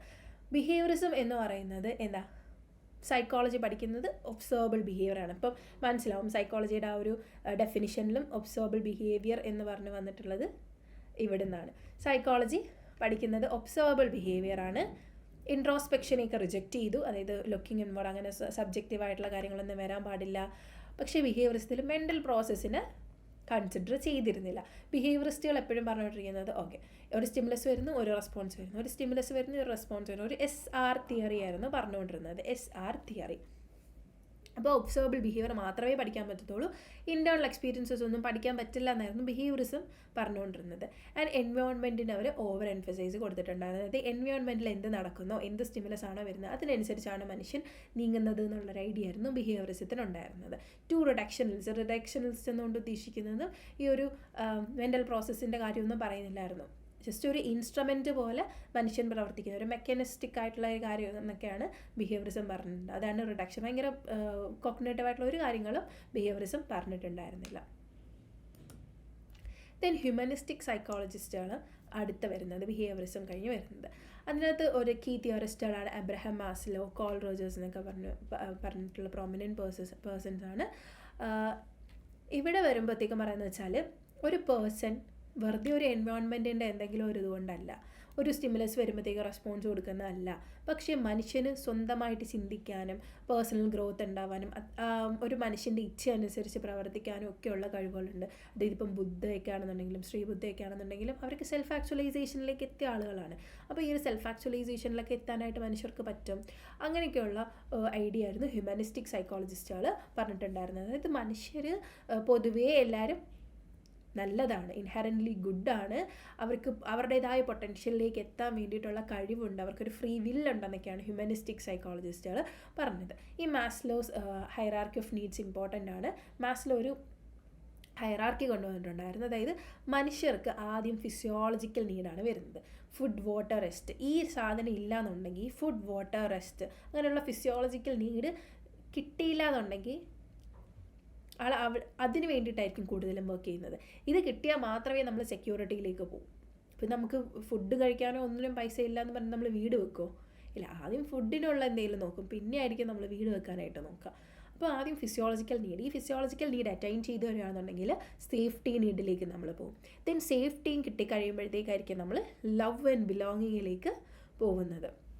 സേഫ്റ്റി, ഒരു വീടും കൂടുമൊന്നും ഇല്ലാത്തവർ പ്രേമിക്കാൻ നടക്കരുത് എന്നൊക്കെ പറഞ്ഞ് കേട്ടിട്ടില്ലേ, അതുപോലെ ഉണ്ട്. അപ്പം ഫിസിയോളജിക്കൽ നീഡ് കഴിഞ്ഞാൽ സേഫ്റ്റി നീഡ് കഴിയുമ്പോൾ നമ്മൾ ലവ് ഓർ ബിലോങ്ങിങ്ങിലേക്ക് പോകും. ഇതും കഴിയുമ്പോഴത്തേക്കാണ് നമ്മൾ എസ്റ്റീം നീഡിലേക്ക് പോകുന്നത്. അതായത് ഒരു ഫീലിംഗ് ഓഫ് അക്കംപ്ലിഷ്മെൻറ്റ്, നമ്മൾ എന്തെങ്കിലുമൊക്കെ ചെയ്യണം എന്നൊക്കെയുള്ള ഒരു സെൽഫ് എസ്റ്റീം ലെവലിലേക്ക് പോകുന്നത്. ഈ ഒരു നീഡ് കഴിയുമ്പോഴത്തേക്ക് നമ്മൾ സെൽഫ് ആക്ച്വലൈസേഷനിലേക്ക് പോകും. അതായത് നമ്മുടെ ഫുൾ പൊട്ടൻഷ്യലിലേക്ക് എത്താൻ വേണ്ടിയിട്ട്. ഈ സെൻസ് ഓഫ് ആക്ച്വലൈസേഷൻ വരെയാണ് മാസ്ലോ ഒരു 5 ഹൈറാർക്കി ആയിട്ട് പറയുന്നത്. ഇപ്പോൾ വരുന്നതാണ് ഈ ഒരു സെൽഫ് ട്രാൻസെൻഡൻസ് എന്നും കൂടി മാസ്ലോ പറഞ്ഞിട്ടുണ്ട് എന്ന് ചില ബുക്സുകളിലൊക്കെ പറയുന്നത്. അതുകൊണ്ടാണ് ഇവിടെ രണ്ടാമതായിട്ട് ആഡ് ചെയ്തത്. സെൽഫ് ട്രാൻസെൻഡൻസും കൂടെ ഇൻക്ലൂഡ് ചെയ്ത് നിങ്ങളൊരു ക്വസ്റ്റ്യൻ കാണുകയാണെന്നുണ്ടെങ്കിൽ ഓക്കെ, മാസ്ലോവിൻ്റെ തന്നെ ആണ് എന്ന് മനസ്സിലാക്കുക.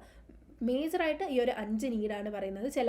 ചിലവർ മാസ്ലോ സെൽഫ് ട്രാൻസെൻഡൻസിനെ പറ്റിയും പറഞ്ഞിട്ടുണ്ടെന്ന് പറയുന്നുണ്ട്. സെൽഫ് ആക്ച്വലൈസേഷനൊക്കെ കിട്ടിയിട്ട് ദെൻ സെൻസ് ഓഫ് മീനിങ്, നമ്മളുടെ ലൈഫിൻ്റെ മീനിങ് എന്താ എന്നൊക്കെ ഉള്ള നീഡിലേക്ക് പോകുന്നത്. മിക്ക ആളുകളും സാധാരണയുള്ള ആളുകൾ ഈ ഒരു എസ്റ്റീം നീഡ് വരെ വന്ന് നിൽക്കും, സെൽഫ് ആക്ച്വലൈസേഷനിലേക്ക് പോകാറില്ല. ഈ നമുക്ക് വേണമെങ്കിൽ പറയും ഈ സമാധി ആവുന്നവരൊക്കെ സെൽഫ് ആക്ച്വലൈസേഷൻ വന്നവരാണ് എന്നൊക്കെ നമുക്ക് വേണമെങ്കിൽ പറയാം. ശ്രീ ബുദ്ധയ്ക്കാണെന്നുണ്ടെങ്കിൽ സെൽഫ് ട്രാൻസെൻഡൻസ് വരെ പോയിട്ടുണ്ട് എന്നൊക്കെ പറയാം. ദെൻ ഇതിൻ്റെ കോൺട്രിബ്യൂഷൻ എന്ന് പറഞ്ഞാൽ ഇപ്പോഴത്തെ മോഡേൺ കൗൺസിലിംഗ് ആൻഡ് തെറാപ്പി പ്രാക്ടീസിലൊക്കെ നമ്മൾ ഹ്യൂമനിസ്റ്റിക് സൈക്കോളജി അപ്രോച്ചസുകൾ അതിനകത്ത് കൊണ്ടുവരാറുണ്ട്. അടുത്ത സ്കൂൾ ഓഫ് തോട്ടാണ് കോഗ്നിറ്റീവ് സൈക്കോളജി എന്ന് പറയുന്നത്. ഇതിൽ അൽറിക് നേസറാണ് ഫാദർ ഓഫ് കോഗ്നിറ്റീവ് സൈക്കോളജി എന്ന് പറയുന്നത്. ദെൻ ജീൻ പിയാഷെ, ജോർജ് മില്ലർ, ബന്ദൂറ, ഇവരെയൊക്കെ കീ ഫിഗേഴ്സാണ് ഇവരൊക്കെയാണ് കൊഗ്നിറ്റീവ് സൈക്കോളജിയുടെ കീ ഫിഗേഴ്സ് ആയിട്ട് വരുന്നത്. ദെൻ ഇതിലെ കീ കോൺസെപ്റ്റ്സ് എന്ന് പറയുന്നത് memory, attention, language, problem solving, ഇതൊക്കെയാണ് കൊഗ്നിറ്റീവ് സൈക്കോളജിയിൽ നമ്മൾ പഠിക്കുക. ഒരു ബ്രെയിൻ എന്ന് പറയുന്നത് ഒരു കമ്പ്യൂട്ടർ പോലെ ഒരു ഇൻഫർമേഷൻ പ്രോസസ്സർ ആണ് എന്നൊക്കെയാണ് കൊഗ്നിറ്റീവ് സൈക്കോളജിസ്റ്റുകൾ പറയുന്നത്. കൊഗ്നിറ്റീവ് സൈക്കോളജിയിൽ എന്ത് തിയറി എടുത്താലും അവസാനം ഒരു കമ്പ്യൂട്ടേഷണൽ മോഡലും കൂടെ വെക്കാറുണ്ട്. ഈ കമ്പ്യൂട്ടറും ബ്രെയിനും തമ്മിലുള്ള ഒരു കമ്പാരിറ്റീവ് സ്റ്റഡി എങ്ങനെയാണ് ഇത് തമ്മിൽ എങ്ങനെയാണ് എന്നുള്ളതൊരു കൊഗ്നിറ്റീവ് സൈക്കോളജിസ്റ്റുകൾ പഠിക്കുന്ന ഒരു കാര്യമാണ്. പിയാഷെയുടെ ഈ ഒരു സ്റ്റേജ് ഇമ്പോർട്ടൻ്റ് ആണ്. ഈ 4 സ്റ്റേജുകൾ ഇങ്ങനെ ജസ്റ്റ് എപ്പോഴും ബൈ ഹാർട്ട് ചെയ്ത് വെക്കുക. Sensory motor stage, pre operational stage, concrete operational stage and formal operational stage, ആ ഒരു ഇയറും ഒക്കെ സഹിതം ബൈ ഹാർട്ട് ചെയ്ത് വെക്കുക. ഇത് നമ്മൾ ഡീറ്റെയിൽ ആയിട്ട് പിന്നെ നമ്മൾ പഠിക്കുന്നതായിരിക്കും. സെൻസറി മോട്ടോറിൽ എന്തൊക്കെ സംഭവിക്കുന്നു, പ്രീ ഓപ്പറേഷനിൽ എന്തൊക്കെ ഡെവലപ്മെൻ്റ് ആണ്, അവിടെ എന്തൊക്കെയാണ് ഹാപ്പൻ ചെയ്യുന്നത്, അതിൻ്റെ കമ്പണൻസ് അതൊക്കെ ഉണ്ട്. ഇത് ജസ്റ്റ് ഈ 4 സ്റ്റേജസുകൾ ഇങ്ങനെ പഠിച്ച് വെക്കുക. ഒരു കുട്ടി വളരുന്ന സമയത്ത് എന്തൊക്കെയാണ് എന്നുള്ളതാണ്, എങ്ങനെയൊക്കെയാണ് ഡെവലപ്പ് ചെയ്യുന്നത്. ആദ്യം സെൻസറി മോട്ടോർ സ്റ്റേജ്, പിന്നെ പ്രീ ഓപ്പറേഷനിലേക്ക് പോകും, പിന്നെ കോൺക്രീറ്റ് ഓപ്പറേഷനിലേക്ക് പോകും, പിന്നെ ഫോമൽ ഓപ്പറേഷനിലേക്ക് പോകും. ഇതിൻ്റെ ഒരു കോൺട്രിബ്യൂഷൻ എന്ന് പറയുന്നത് എഡ്യൂക്കേഷണൽ ആൻഡ് ഡെവലപ്മെൻറ്റൽ സൈക്കോളജിയിൽ ഭയങ്കരമായിട്ട് ഇതിന് ഇൻഫ്ലുവൻസ് ചെയ്യുന്നുണ്ടായിരുന്നു. Then cognitive research and AI റിസർച്ചിലേക്ക് ഇപ്പോൾ കോഗ്നിറ്റീവ് സൈക്കോളജിയുടെ ഒരു ഇൻഫ്ലുവൻസ് പോകുന്നുണ്ട്. ഈ പറഞ്ഞതൊക്കെ ഒന്ന് സമ്മറൈസ് ചെയ്ത് കൊടുത്തിരിക്കുകയാണ് ഇതിനകത്ത്. ഫസ്റ്റ് ഉണ്ടായിട്ടുള്ളത് സ്ട്രക്ചറലിസം ആണ്. അത് ഫോക്കസ് ചെയ്യുന്നത് സ്ട്രക്ചർ ഓഫ് കോൺഷ്യസ്നെസ് ആണ്. ഫങ്ഷണലിസം എന്ന് പറയുമ്പോൾ ബിഹേവിയറിൻ്റെ ഫങ്ഷനെയാണ് ഫോക്കസ് ചെയ്യുന്നത്. യൂസ് ചെയ്ത മെത്തേഡ് എന്ന് പറയുന്നത് ഒബ്സർവേഷനും ഇൻ്റർവ്യൂ ഒക്കെയാണ്. സൈക്കോ അനാലിസിസിലേക്ക് വരുമ്പോഴത്തേക്കും അൺകോൺഷ്യസ് കോൺഫ്ലിക്റ്റിനാണ് സൈക്കോ അനാലിസിസ് ഇമ്പോർട്ടൻസ് കൊടുത്തിട്ടുള്ളത്, ഫോക്കസ് ചെയ്തിട്ടുള്ളത്. അത് നമ്മൾ നേരത്തെ ടെക്നിക്ക് പറഞ്ഞു, ഫ്രീ അസോസിയേഷൻ, ഡ്രീം അനാലിസിസ് ഒക്കെയാണ് വരുന്നത്. ദെൻ ജസ്റ്റോൾ സൈക്കോളജിയിലേക്ക് വരുമ്പോഴത്തേക്കും ഒരു ഹോൾ പാറ്റേൺ എങ്ങനെയാണ് നമ്മൾ പെർസീവ് ചെയ്യുന്നത് എന്നൊക്കെ ഉള്ളതാണ് ഫോക്കസ് ചെയ്യുന്നത്. ഫിനോമിനോളജി വഴിയാണത് പഠിക്കുന്നത്. ദെൻ ബിഹേവിയറിസം എന്ന് പറയുമ്പോൾ ഒബ്സർവബിൾ ബിഹേവിയർ ആണ് നോക്കുന്നത്. എക്സ്പെരിമെൻറ്റേഷൻ വഴിയൊക്കെയാണ് അത് പഠിക്കുന്നത്. ഹ്യൂമനിസ്റ്റിക് സൈക്കോളജിസ്റ്റുകൾ എന്ന് പറയുമ്പോഴത്തേക്കും ഒരു പേഴ്സണൽ ഗ്രോത്ത് എങ്ങനെയാണ് ഒരാൾക്ക് പൊട്ടൻഷ്യൽ എത്തിച്ചേരാൻ പറ്റുന്നത് എന്നൊക്കെ ഉള്ളതാണ് ഹ്യൂമനിസ്റ്റിക് സൈക്കോളജിസ്റ്റുകൾ ഫോക്കസ് ചെയ്യുന്നത്. അത് ഇൻ്റർവ്യൂ, തെറാപ്പി മെത്തേഡിലൂടെയൊക്കെയാണ് നോക്കുന്നത്. ദെൻ കോഗ്നിറ്റീവ് സൈക്കോളജിയിലേക്ക് വരുമ്പോൾ മെൻ്റൽ പ്രോസസ്സിനെയാണ് കൂടുതലും ഫോക്കസ് ചെയ്തിട്ടുള്ളത്. എക്സ്പെരിമെൻറ്റ്സ്, കേസ് സ്റ്റഡിയിലൂടെയൊക്കെയാണ് കോഗ്നിറ്റീവ് സൈക്കോളജി പഠിക്കുന്നത്. ഇനി ഇതെന്ന് പറയുന്നത് PYQവിൽ ചോദിക്കാനായിട്ട് വളരെ ചാൻസ് കൂട്ടിയിട്ടുള്ള ഒരു പാർട്ടാണ്. അതായത് അറേഞ്ച് ചെയ്യാനായിട്ട് ചോദിക്കും. ഈ സ്കൂൾസ് ഓഫ് തോട്ട് കുറേ തന്നിട്ട് ഇത് എന്ത് കഴിഞ്ഞ് എന്താണ് എന്നുള്ള രീതിയിൽ അറേഞ്ച് ചെയ്യാനായിട്ട് ചോദിക്കും. അപ്പം മിക്കവാറും കൺഫ്യൂഷൻ തോന്നുന്ന ഒരു പാർട്ടായിരിക്കും. ഇത് കഴിഞ്ഞിട്ടാണോ ഇത് കഴിഞ്ഞ് നമ്മൾ കുറേ പഠിച്ചു വെക്കും. സ്ട്രക്ചറൽസ് എന്താണ്, ഫങ്ഷണൽസ് എന്താണ്, സൈക്കോ അനാലിസിസ് എന്താണ് എന്നൊക്കെ ചിലപ്പോൾ നമ്മൾ മനസ്സിലാക്കി വെക്കും. ഏത് സ്കൂൾ കഴിഞ്ഞിട്ടാണ് ഏത് സ്കൂളെന്നുള്ളത് ചിലപ്പോൾ നമ്മൾ മറന്നു പോകും. ഈ സ്ട്രക്ചറലിസം, ഫങ്ഷണലിസം, ബിഹേവിയറിസം ഒരുമിച്ചൊക്കെ മിക്കവാറും പഠിക്കാറുള്ളത്. അപ്പം അത് കഴിഞ്ഞിട്ടാണോ ഇനി സൈക്കോ അനാലിസിസ് എന്നുള്ള രീതിയിൽ ഒരു ഡൗട്ട് വരും. സോ ഈ ഒരു പാർട്ട് അപ്രോക്സിമേറ്റ് പീരീഡ് കൊടുത്തിട്ടുണ്ട്. അത് വെച്ചിട്ട് ഈ ഒരു സ്കൂൾ ഓഫ് സൈക്കോളജി എന്ത് ചെയ്യുക, ഒന്ന് ബൈ ഹാർട്ട് ചെയ്ത് വെക്കുക. അതായത് സ്ട്രക്ചറലിസം കഴിഞ്ഞിട്ടാണ് ഫങ്ഷണലിസം, ദെൻ സൈക്കോ അനാലിസിസ്, പിന്നെ ജസ്റ്റോൾട്ട്, ബിഹേവിയറിസം, ഹ്യൂമനിസ്റ്റിക്, ദെൻ കോഗ്നിറ്റീവ്, പിന്നെ ബയോളജിക്കൽ, പിന്നെയാണ് എവല്യൂഷണറി വരുന്നത്. എവല്യൂഷണറി സൈക്കോളജി ഒന്നും ഡീറ്റെയിൽ ആയിട്ട് പഠിക്കേണ്ട കാര്യമില്ല, അതൊന്നും അത്ര ഇമ്പോർട്ടൻ്റ് അല്ല. പക്ഷേ എന്നാൽ PYQവിൽ അങ്ങാണം കണ്ടു കഴിഞ്ഞാൽ ഇത് എവിടെ വെക്കും എന്നുള്ളൊരു ഡൗട്ട് വരാതിരിക്കാൻ വേണ്ടിയിട്ടാണ് അത് കൊടുത്തത്. ഈ എവല്യൂഷണറി കാണുന്ന സമയത്ത് തുടക്കമായിരിക്കും എന്ന് കരുതും, അതുകൊണ്ടാണ് അത് ഇതിനകത്ത് പോയിൻ്റ് ചെയ്തിട്ടുള്ളത്. അപ്പം ഇതാണ് ഇതിൻ്റെ അറേഞ്ച്മെൻ്റ് എന്ന് പറയുന്നത്. ഇത് വളരെ നല്ലതായിട്ട് നോട്ട് ചെയ്ത് പഠിക്കുക.